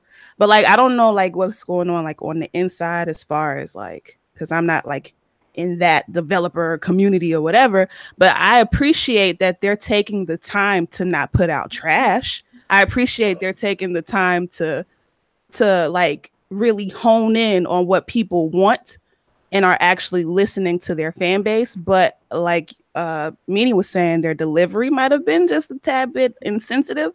But other than that, like what they're doing to me, honestly, is perfectly fine. But I'm not a Battlefield player, so in my eyes I'm like, oh, okay, this is cool. But for the hot diehard fans, I would understand it's reasonable like why they're upset about it. If I could jump in real fast on that, I want to say like I have issues with the game coming out that I never cared about the female character. I honestly didn't, like, whatever, like they look like there's some kind of ragtag militia, and like it's possible, like it's like within the mind frame of Battlefield, it's like it's completely possible that happened, whatever. Like, I mean, yeah, are there a lot more interesting stories of women in World War II you could have told? Sure, but I'm not going to hold everyone to a story they weren't trying to tell. I don't care about that. The robot arm was an issue for me. The rope, like, I know it's a prosthetic, but she's like overpowering like two dudes in that trailer and reloading her gun like a Terminator, like really, really fast with a 1940 era prosthetic. So that was the part that I was a little like, yeah, that feels weird. I don't like the robot arm. And then someone pointed out to me, like in our Discord chat, of what about Robo Italian from Battlefield 1? And that's accurate. I forgot about that guy. There's a part of Battlefield 1 where Battlefield 1 story is a bunch of vignettes. And one of them is a part where you're playing as part of the Italian resistance. And you have like you play as a man from an ancient family with this suit of armor that allows him to just absorb bullets and carry a gun that frankly he has no business carrying in like whatever early 1900s year it was, and just march through town like the Terminator. And I was like, okay, it was kind of like Robo Italian. So at that point I was like, okay, my fight was with robot arm. Now that you've pointed that out to me, I stand corrected. And like, I'm going to just back away from the whole argument, because my fight was robot arm, and you're right, I was Robo Man last time, and I thought it was dumb, but dumb enough that I forgot. And when you pointed it out to me, I went, "Oh right, I did that for like 2 hours. I better shut up." All right, fair enough. Like I'm done. I'm out. Like I'm wrong. I'm stepping back. Oh man. Demi, how you feel about this, man? I know you got words, man. He's laughing. He's laughing. These Man. people. The Mad Hatter. The Mad Hatter. I'll just be honest. It was a bloodbath in October. Come on, there's a lot of games coming out, honestly, and there's gonna be some games in October that's gonna get overlooked, like Fist of the North Star, Soul Calibur, and a couple others that may be released in October. I don't know what to name, but outside of the major Call of Duty, Assassin's Creed, and Red Dead, I just didn't see a standing point for Battlefield in that month. The only thing that Battlefield has to worry about now is in the sphere of sales-wise against Fallout. Mm-hmm. That's the only competitor that it has in November. And maybe Spyro, but I doubt it. Not Spyro. As much as I love Spyro, no. It's not a competition. There's no competition. Yeah, so it only has to worry about Fallout 76. And I think they're trying to redo and fix up some of the backlash that they had from people in the angry comment YouTube section about women and the robo-arm. So I don't know. I think they're trying to fix up certain things so they can appeal a bit more to those people in the YouTube comments and the angry forums who's been blazing their fingers away against the keyboards trying to get DICE to listen to everything that they need to listen to. Because they don't want another Titanfall situation. And this is just... But see, I think the thing that would really be a slap in the face or really hurt their ego or their morale is Battlefield. That's their flag. That's the baby.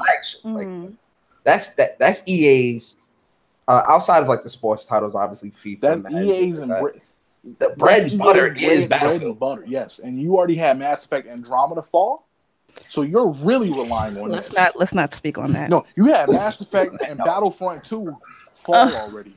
So you're really relying on this. And Titanfall 2 fell too, and Titanfall was a damn good game. And I'm gonna put it up one more. You have NBA Live coming out at the same day as Spider-Man. That's the way I'm. Listen, man. Listen. The only games that matter this week is Dragon Quest 11, Destiny 2 Forsaken DLC, Spider-Man. Everything else going to the wolves, man. I'm sorry, man. It's a good point on NBA and Spider-Man coming out the same day because those shouldn't sound like that's the same audience, but you know what? I bet that is. Somebody's going to bleed, and I bet it's not going to be Spider-Man. It makes no sense why those two would be the same audience, but I feel like Spider-Man is just normal people are very excited about Spider-Man, and normal people are very excited about NBA. Yeah. This is a bad call. All right, yeah. Oops. And so they don't want it to fall. They don't need Battlefield to fall because after Battlefield is Anthem, and you don't. If Anthem's your last selling call, then that's hold up. What's the for Anthem is Anthem about to be. That's good. Listen, I got faith in Anthem. Okay? I don't have faith. I've been let down too many times. Oof. I don't have faith. I mean, we'll see. Maybe. Anthem looks great, man. I'm so hyped for Anthem. I don't know. Maybe it's me. I don't know. No, there's a lot of people that are with you on that one. Scott, Meaney one of them. He was about to say I am, but then he had to stop himself. I've got my Destiny game, and if they I can. Look, as long as they don't kill Shaxx, I'm a happy man. It's like, they killed Shaxx. Are you going to fight for Shaxx? No, this is over to me. But if Cade is gone, whatever. We shall see on Anthem when it comes out. I am quizzical about how it will review. I'm waiting on reviews for Anthem. I will let my esteemed team handle that and take that bullet for me. Oh, man. I like that. I'm on the battlefield of Anthem. I'll fight the war. But the Mass Effect thing, is apt because Mass Effect is another thing that I honestly feel that while Andromeda is a mess, if they had handled social media better, I actually think that we would not hate Andromeda as much as we do. Like I will die on the hill of Mass Effect 3. I like Mass Effect 3. I like it with the extended ending. I'm not on the side of people like, oh, how could you make them change the ending? I didn't feel bad about the ending. Yeah, I actually liked the ending. What did you think it was going to end with? Like, Right. He's obviously Jesus. His name is Shepherd. Like, how the hell did you think it was ending? I don't think I'm really going too far down the rabbit hole on that. Like, yeah, I never, whatever. But wait, so he's obviously Jesus. Like, I mean, where was that ending? Like, come on. Like, that was the Jesus pick. Well, even though again, Mass Effect is another one of those games. I started all that drama. Listen, don't hate me. I'm sorry. But wasn't BioWare, that was the secondary team working on that. So that was the DLC team working on Andromeda, and they scrapped a lot. Not only that, but BioWare had a lot. I mean, and Andromeda had there were problems with that game. Like there was some fundamental issues. Misunderstanding of the Krogan race, misunderstanding of how the world would work. How am I still meeting people from the past that shouldn't be allowed in this area here? How would this work? How are we traveling to this area? That doesn't make any sense. But if the Reapers were here, they were encountering the whole. Anyway, go on. Sorry. Yeah. They sent the message they sent the message to them, and then somehow they dodged the Reapers. But how could they dodge the Reapers if they're both using the faster than light relays? Yep. No, it makes total sense. It's a brilliant game with a lot of well thought out ideas. Oh man, let's burn through these last two real quick. Terrible. Just real quick. So are y'all excited for Streets of Rage 4 and Onimusha? Onimusha. Leash. How you feel about Streets of Rage 4, Onimusha? How you feel? Okay, so I always remember playing Streets of Rage 3 with my brother. So I'm actually, or was it 2? I don't remember. But I know I used to play Streets of Rage with my brother. So I'm actually really excited about this. Like, I like a good, nice walking down the street and beating up people and not getting arrested. Like, I mean, honestly, that's what it is, a beat 'em up.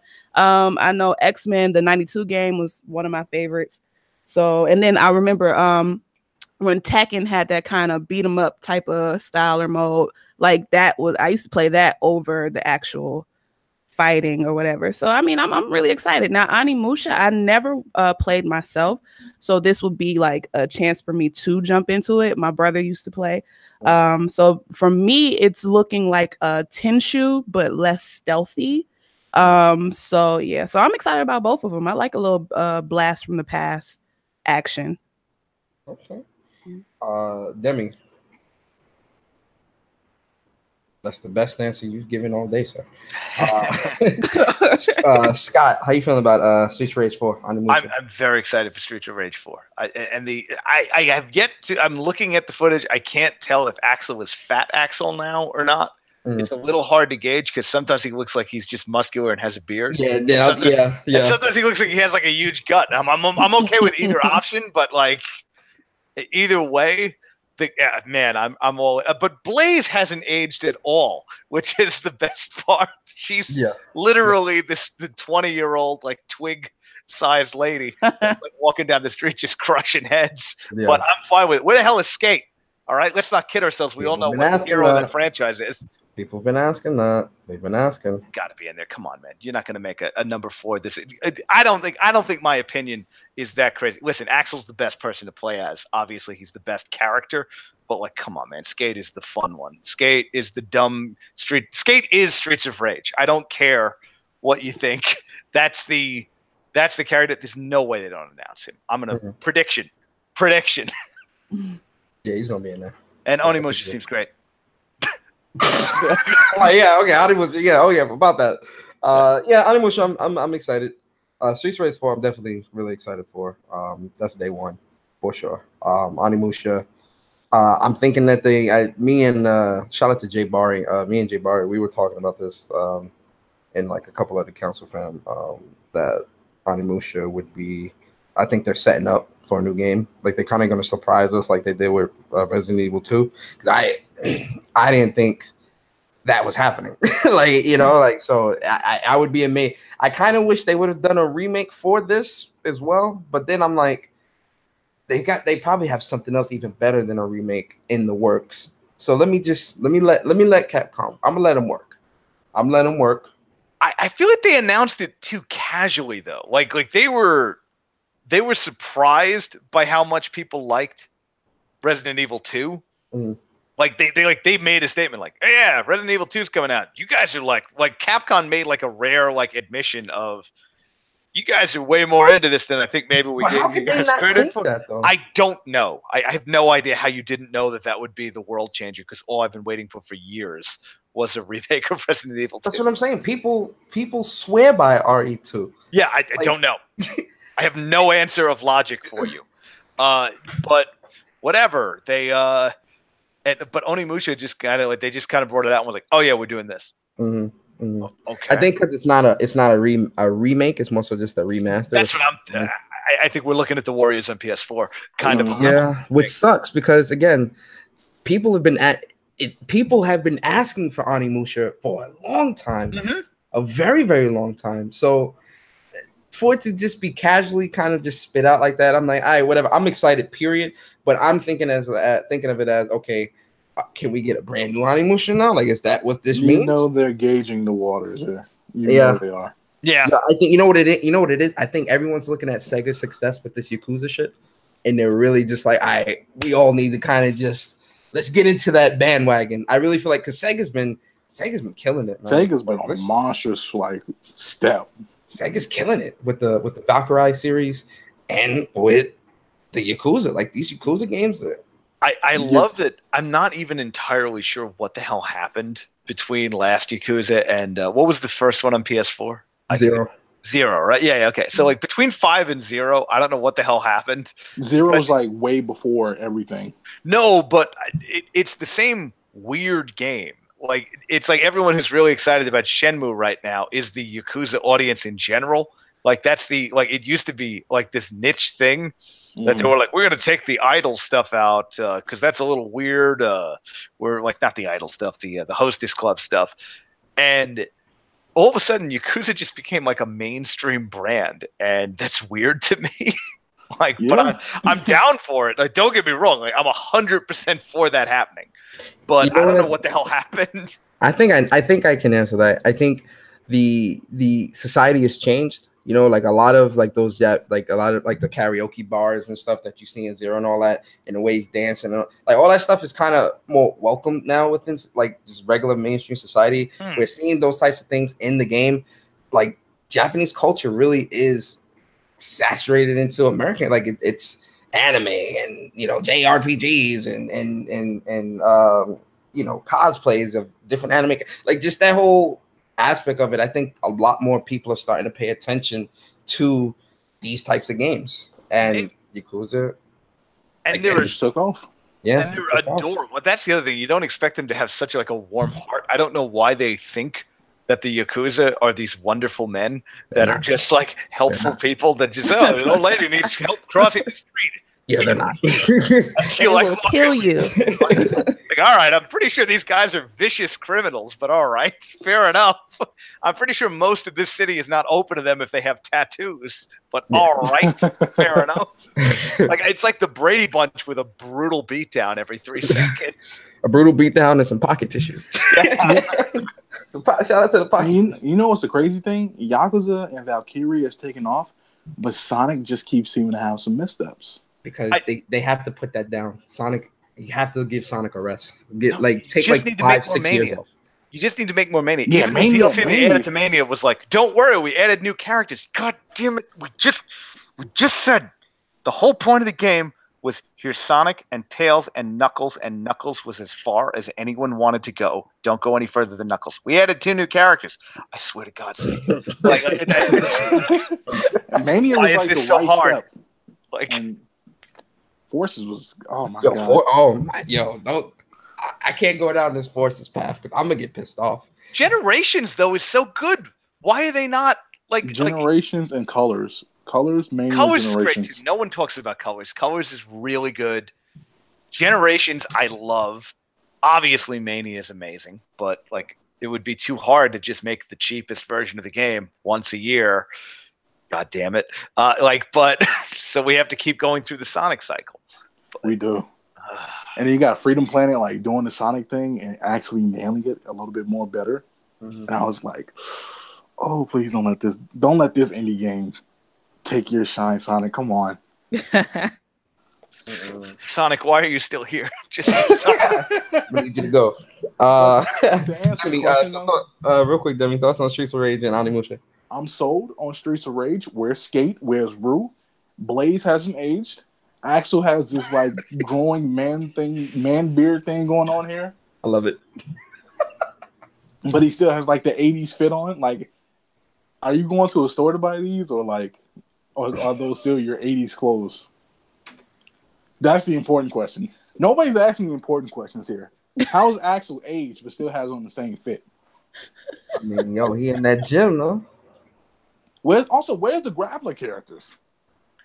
I gotta say, those have to be coming. There's no way they're not coming. Like, the grappler dudes are gonna. I bet all the characters are back, but I bet we're seeing Skate. Like, I have to. I mean, Skate would not fit at all. Like, it's 2018, and here's that popular 14-year-old boy on rollerblades, as you do. Like I think he's coming, but it's going to be a weird. I hope he falls through a time warp or something.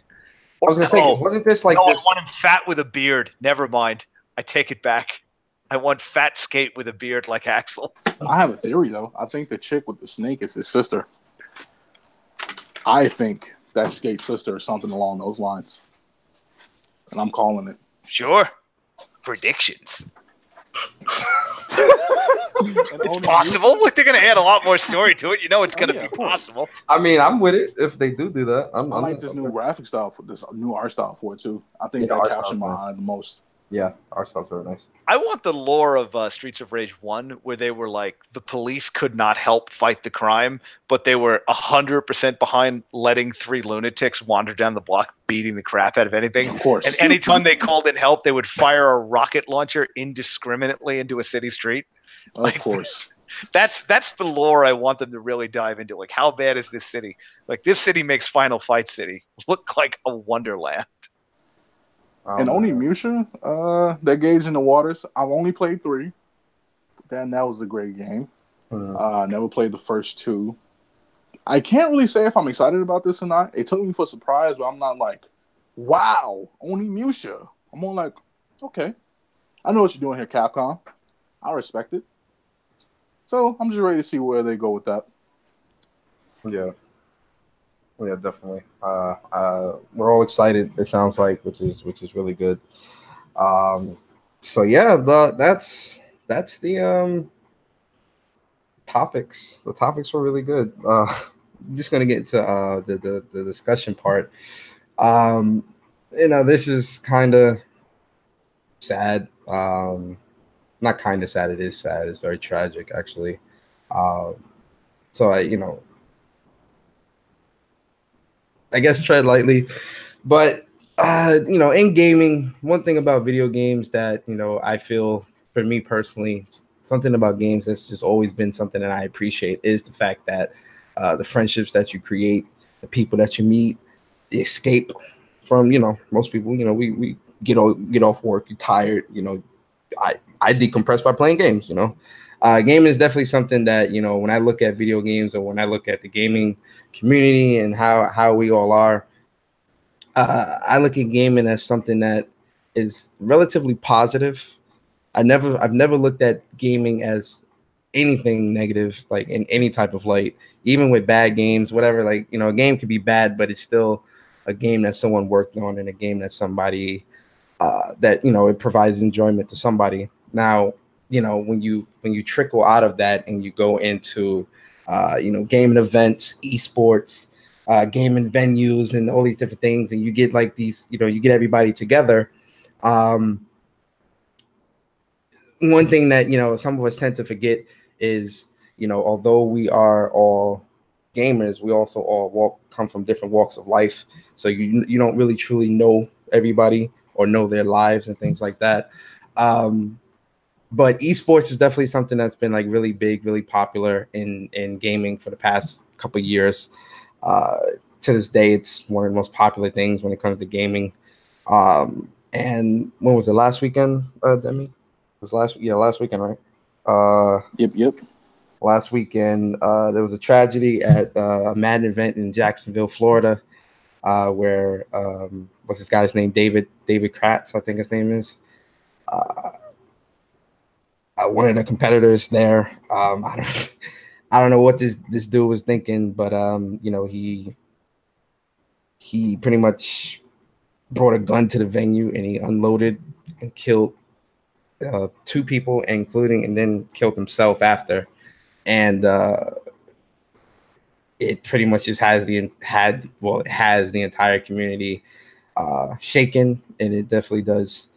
It's very sad to see. And you know, this was all on, like, you didn't see everything on stream, but you saw, like, you know, you heard it because it was everything. Obviously, there was at a Madden tournament and everything was being live streamed on Twitch, and it was just something that I myself just can't fathom, like why, you know, with everything that surrounds gaming now, which, you know, they trying to make gaming a fucking mental illness, and people think that gamers are already fucking volatile and have all these, it's all this other shit that shrouds us as gamers and kind of puts us in a bad light. And, you know, to have things like this happen, it's extremely tragic. And, you know, I definitely want to send my condolences to the families of the 2 people that were fatally shot. What are the names? But starting with you, Mr. Well, not Mr., but Meaney. Kind of. Oh, good. Yeah. I'm sorry. I don't want to put you first if you don't want to. No. I'm kidding. Okay. No, we'll go with it. No, obviously, super tragic event.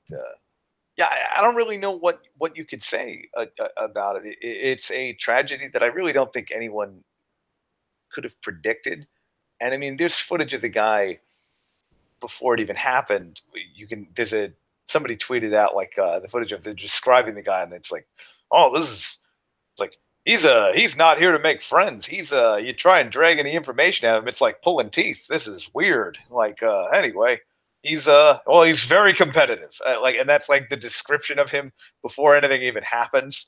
So I say what you will. There was 2 ways that day was ending. Either he was coming home with all the marbles from winning that tournament, or he was opening fire.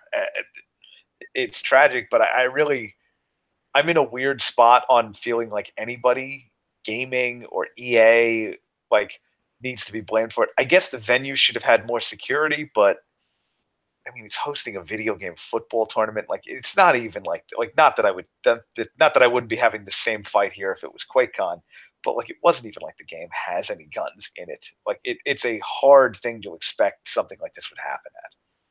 So it's enormously tragic. And the one thing I will say about video gamers being blamed for violence all the time, there is evidence psychologically that there are studies that have shown that there is an increase in aggression when you play video games. However, there's no empirical evidence whatsoever that an increased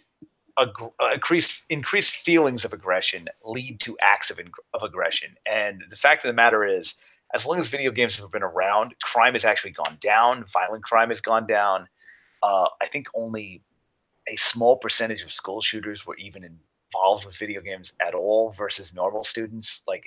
The drop-off is significant. If you're trying to force video games into the issue, that's what it comes off as, forcing it, especially this time. Like, normally, I would give you the benefit of the doubt for at least the beginning of the fight if it was a violent game. But the fact that it's Madden, it's like, come on. The comparison is unfair here.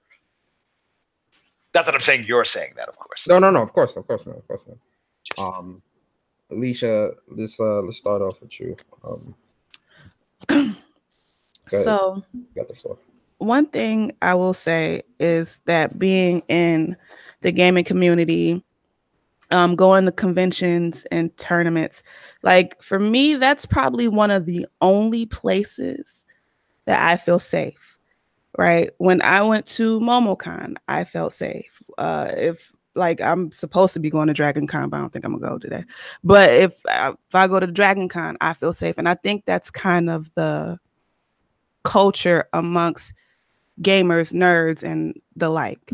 One thing that we're not going to do as a society is say that video games are the reason for violence. There's toxic communities, there's toxic people in every activity that you are interested in. There's toxic people in music, there's toxic people in communities and movies or whatever. And this is just probably the worst. Well, this was one of the worst case scenarios for that situation. So my thing is that it doesn't stem with video games. It stems with mental health issues. It stems with, I don't want to get into it, but gun control, even though I'm not really into politics or whatever, there's other factors that outweigh the whole thing about, gamers, that's why they're weird, they're outcasts, that's why they do what they do. No, like that's never been the case. I mean, it's really sad, very sad. Like I can just imagine, because like when I found out about it, I'm just thinking like, oh my God, like that's a safe space for a lot of people.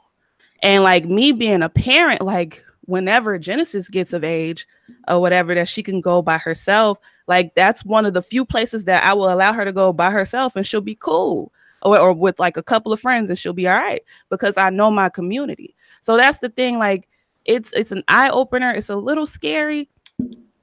Well, very scary. Not even a little. It's very scary. It's really taken me aback. And then I've even read on Twitter, there's like people, I guess, at PAX West right now, PAX West, and they're saying like they didn't even bump up the security. And in that turn, like it's not only affected me as far as like, wow, like this is my safe space. It's like the whole community in general. Like we're all looking like, well, we're going to need more security at these conventions. Like people are like really just, I don't know. It's just eerie. It's sad. And I don't know what else to say about it. I'm like, I send my condolences out. Condolences out. I'm trying not to cry, y'all. Out to the people who were involved and the families. It's just like a really sad situation. Yeah, I definitely understand. Especially you as a parent. I know it's gotta definitely affect you in a very deep way. We as a community, we as gamers, we as human beings, people, it's something that you just have to. It's something that we all have to work on in terms of like these events, these communities. It's something that we all really have to be.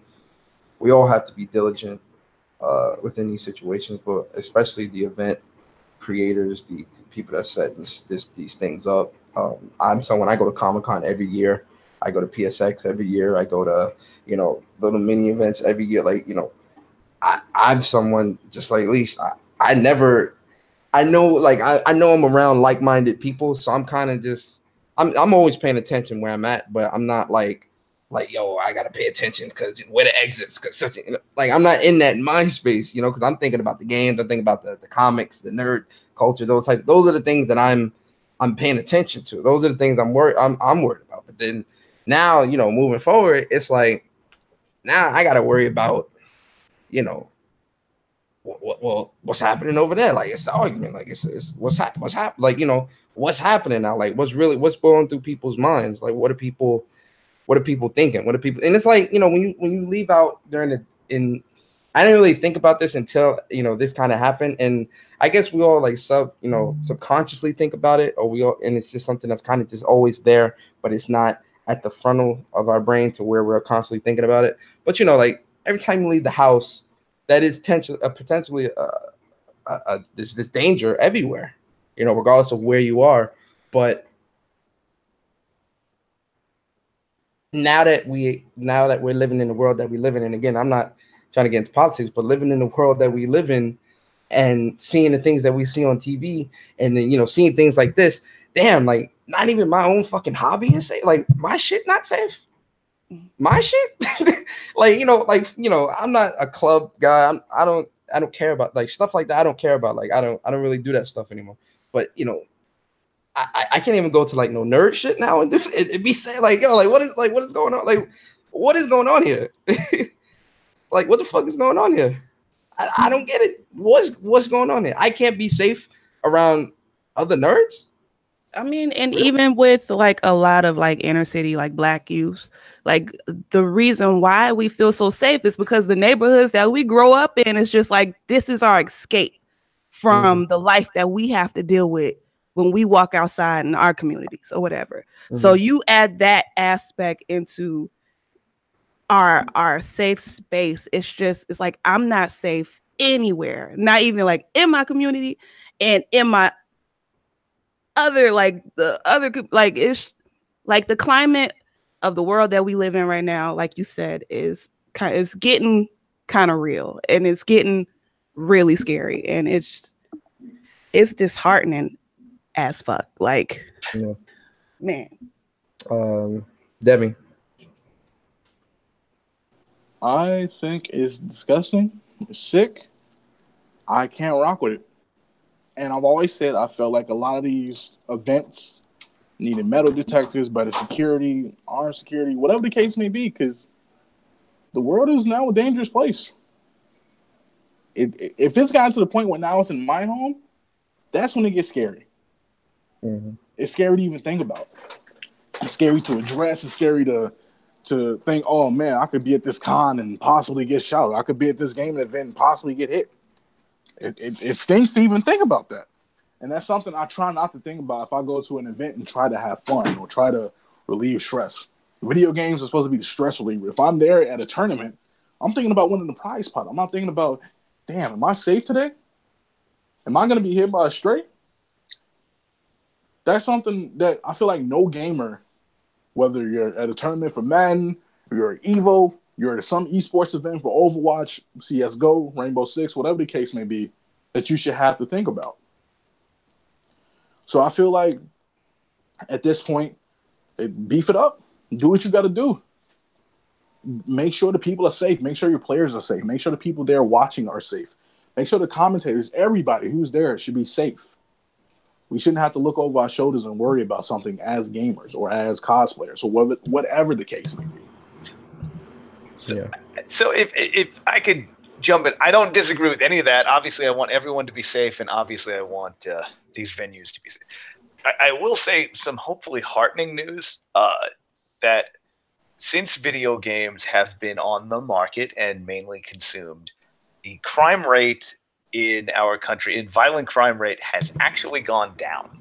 And I know we're hearing a lot about this kind of stuff now, and I'm not arguing that it's happening less. I don't have any stats or anything on that. But it is, on the whole, these type of attacks are very unlikely. And something of this nature is not – if you're going to EVO, if you're going to something like – I don't think the climate of fear is not necessarily something that we need to embrace. Like it is something that – yeah, when you go to a major event, I think there'll be metal detectors from now on. But I don't think we need to hit a point where everyone's bags getting searched when they're going into a mall, or metal detectors before you walk into any concert or anything like that, which I think a lot of them already do anyway. But if you're going into a major event, most places have a metal detector or a bag check. They're not going to catch everything, but the likelihood of this happening to you is fortunately very low, to a level where I if I was going to PAX, I would not be thinking, I hope no one comes in and does something. You should always be aware of your environment and aware of your surroundings. And believe me, I don't go to New York. I live in New York City, so like I don't go down to Times Square New Year's Eve, because that just looks like that's hell. That looks like a great place for an attack to happen. And I've always thought that, like, and it's just been like, yeah, this is not. This would be a. I was going to make a point. This would be a big place to do something like that. No, we're going to hang out not there. Yeah. But for this, like, I feel like this is one of those random events that with a disturbed individual that we can't necessarily put on every time we do something. We want somebody to step in and make it safe for us. It's not necessarily something we can prevent because it is so random. And increased security is always great, but at some point, you can't be taking your shoes off and going through a metal detector every time you walk into a major building where a bunch of people might be. Mm-hmm. That's true. So I don't know. Like it's a terrible, tragic situation, and obviously my heart goes out to everyone involved with it. But I also don't know what. There's no easy answer on this. Like it's not. There is no easy answer, but I agree with what you're saying. Like I don't want people to be invasive. Yeah. To my personal space and my privacy and things like that. You know, like people again, being aware of your surroundings and things like that is very important. Like even outside of just this tragedy, period. Like just being aware of where the fuck you are, who's around you, what. Like that's very I've learned that at a young age. Key, absolutely. Yeah, especially living in New York, because I live in New York as well. Like the city is. Listen, pay attention. And it's Disney World nowadays compared to what the Warriors legend of the city. Oh, yeah. Like, that's not old code. I'm hard. I come from. I come from the Bronx, the Bronx still kind of sketchy, but on the Staten Island boy, we had the Wu-Tang and nothing else of value ever came from. Oh my God. So if you're catching Italian lilt in my voice, I'm a Queens boy, man. I'm a Queens boy. Hey, let's go. Hey, we're all talking about our favorite New York hangouts. Yeah. Not this Let's guy. go get a piece of pizza. Oh, wait. Hold on. It's 3 New Yorkers there. Debbie, where you from again? I'm from Chicago, the Windy City. Thank you. Hey. There it is. Somebody with actual street cred for avoiding violence. Unlike New York, we've been living on 80s movie memories. Yeah, I'm from New York is a shadow of what it was in the 80s and 90s. Which is not a complaint. No, it's not. To be clear, it is not a complaint. I'm not like, I wish I got mugged 6 or 7 times. That'd have been great. Like, 42nd Street in the 90s. I'm a weak gentleman. I would not. It would not have worked out for me. I'm soft. It's original baby fat. It would not have worked out. One thing, rough in these streets, dead by 13. One thing, I'll shout out Rudy Giuliani for he cleaned up New York. I give him that. He definitely did. Yeah, this I don't want things to be invasive. I really don't want my experiences to change, but inadvertently they do. But can we just say that security in the conventions, cons, and tournaments alike community is non-existent. Like even when I went to MomoCon, you just walk in the convention center, you just show your badge, and you just go enjoy the panels. So, like, not saying I want them to bump it up to max security, because I work in the airport in Atlanta, right? So I have to go through a metal detector every day. It's not fun. TSA is rude and whatever. But, just preventative maintenance, maybe. Like, there's only, I don't know, like, maybe it's just the mom and me talking right now, but I don't want it to be overwhelming, but just a little something besides volunteers standing there looking at your badge to make sure you're here on the right day or whatever. PlayStation experience. Debbie, tell them, them fools last year, the fools wasn't playing, man. They had metal detectors, they had police. Like they were dressed up in like suits, but they were checking your bag. You couldn't get in there without checking your bag and walk through a metal detector. They weren't playing. They weren't. Sony PSX, they weren't playing. They weren't playing with that. I was surprised. I'm like, damn, this is. I feel like anything in the Javits Center in the city kind of does it right. There are not too many huge entrances, and this town, I don't know why. It feels like something might have happened here. We are pretty hardcore on our security getting into buildings. So I'm okay with that. I don't care about the metal detector and the bag check kind of thing. And I think lesson learned, but I think that unfortunately it sounds callous and cold to be like, all right, like lesson learned on this kind of thing. But it's again, it's video game football. Like I'm not saying it would make more sense to have done this at like we're holding a QuakeCon fight. Like it wouldn't have made more sense. But in this one, like when someone tries to attribute it to violent video games, it's like, really, dude, like, come on, man, this is a hard fight. I don't think that putting a metal detector in is too crazy, but I feel like if they start getting to the point where we have to take our shoes off and do everything like you got to do through TSA, like no liquids, like that's gonna be like. Don't get me wrong. If you go to a convention and they can get away with that, don't bring in any liquids kind of thing, they will, and then they will use it to sell you a $12 bottle of water. That's the worst, man. Like, be careful what you wish for. Yeah, that's why I wish. I don't wear shoes. I wear slippers. Like, listen, slip these off. Go ahead, man. Look, I ain't got nothing, man. Oh, I'm amazing. Like my way through TSA, I've been on so many planes at this point in time that is just like I might as well do like a quick backflip. I'm completely nude. It's all on the thing. I just like run through it real fast. Immediately dressed again. It's like the end of Yakuza, where you just do the one pull on your shoulder and a full suit flies off of you. It's exactly like that. When I go through the checkpoint and like you know how you gotta go on that thing and the thing scans your whole body. Yeah, I lift my shirt up and I have my hands up like, look, man, like I'm trying to get on the plane, man. Can we hear this up, man, please? I'm good. Tell Michael behind the board over there to look at my people. Hello. Yes, I know. But you guys want to add anything else, or can we? I think we hit the hit. Yes. At the end of the day, man, I want to give my condolences to the families of Eli Clayton and Taylor Robinson. Those are both of the competitors that were fatally killed. Condolences to the families and everyone who was injured too. There's so many people injured. Yeah, there were a lot of people. There were a lot of people injured as well. To everybody injured, just everybody that's stressing. You know, the people that were there that are stressing out about this right now. Listen, you know, stay strong. Don't let this stop you from loving games and doing shit with games. Like to anybody, like don't let this stop you from doing what you enjoy. One thing people aren't going to do is stop me from doing what I enjoy, man. Like I enjoy what I enjoy. Damn it.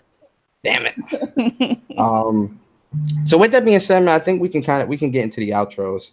I know we ran a little long, Meaney. I'm sorry, man. No worries. It was my fault. I can't shut up. That's starting with you, Leash. Give us your outro. All right, so I'm not doing much this weekend because it's Labor Day weekend, and you know the streets of Atlanta are hot and ready. So I'll be out and about. So I won't be streaming until hot ready like a pizza. Hot and ready. I was just about to make the reference. Jesus. Like a pizza. It's Luda Day weekend. It's Dragon Con. It's a whole bunch of stuff going on. So I cannot be in the house because then I'm a square, and I don't want to go out like that. So. Anyway, so I'll be resuming streaming next week, probably Monday, and I'm probably going to do another tequila stream. So come out, have some shots with me on a Monday. Actually, that's a little sad, but anyway. So yeah, and I'm gonna be playing. I want to say it's going to be between the Evil Within and Doom. Evil Within 2 and Doom. It's probably more than likely going to be the Evil Within 2.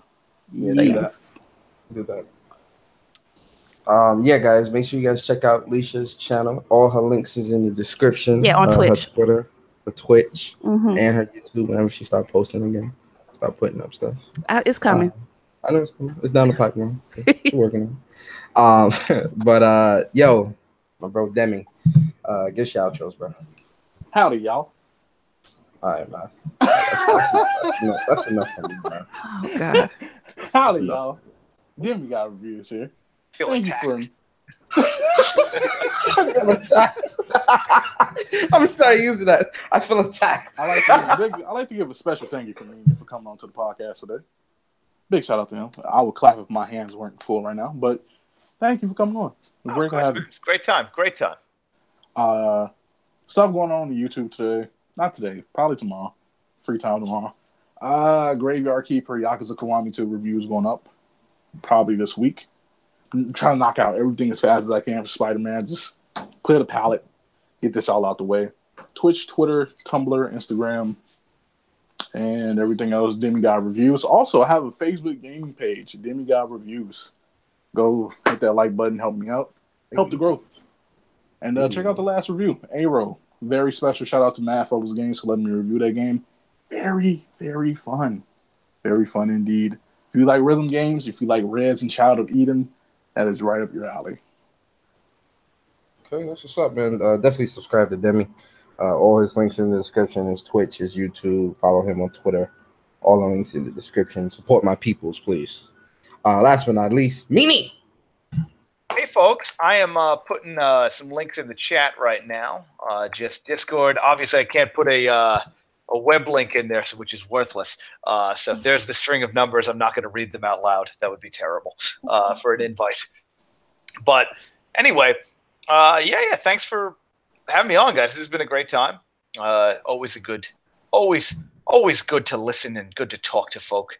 You can follow us on Dual Shockers at Twitter, at Dual Shockers on Twitter, and you can follow me at Scott Meaney. My name is spelled Meaney. I really should legally change that to get rid of that last E because no one has ever got it right. It's always been an issue, but neither here nor there. Yeah, it's been great. Thanks a lot for having me. I hope I didn't go too far into politics and get myself fired. No, You're good. We're careful. Guys, definitely check out dualshockers.com. The link to their website is in the description. Follow Scott, his Twitter. The link to that is in the description as well. And he just put it in the chat. Also, I think I put, what else did I put? Oh, the official Twitter, Dual Shockers. Check that out. And support this. Oh, and then YouTube, Dual Shockers YouTube. Link in the description as well. All that's in the description. Everything's in the description. Support my people. Scott is now he my peoples, man. We got that connection. You feel me? Don't be surprised. Friends. He's a friend. Mog and friends. Yay. There you go. Guys. Now it works. Now it works. Right? Now it works. But now you got it. Now it works. Mog and friends. It works. Guys, definitely hitting the desk as we speak. Everybody here, man. They all create really great content, really great people. Again, Scott, I really appreciate you coming through to the show, taking time on your Saturday to be here. We appreciate you, man. Mog, we appreciate you. Trust me. Everybody in the chat, shout out to y'all. Shout out to Bari. Make sure you guys check out Jay Bari's channel. Make sure you guys check out his podcast every, let's say Wednesday, because he does it sporadic. He does it every week, but it's random. Check out Jay Barry's channel. Link is in the description. Also, shout out to my boy Upchuck Gaming, Tearaway Boys in the building. Plus on Block Podcast every Tuesday, 8 o'clock Eastern. Link to that is in the description as well. Support the online arcade, the Twitch, the tournament signups, the TOA Patreon. All that's in the description as well. Man, if you into fighting game tournaments and stuff like that, we try to do that as much as possible. All of that comes out of our pockets. You don't have to pay to sign up or none of that. It's all free. Just sign up, read the rules, show up. That's it. With that being said, we're going to get out of here, guys. Have a great weekend. Be safe. And we'll see you guys next Saturday, 11 a.m. Same time, same place, same people. Peace. Okay.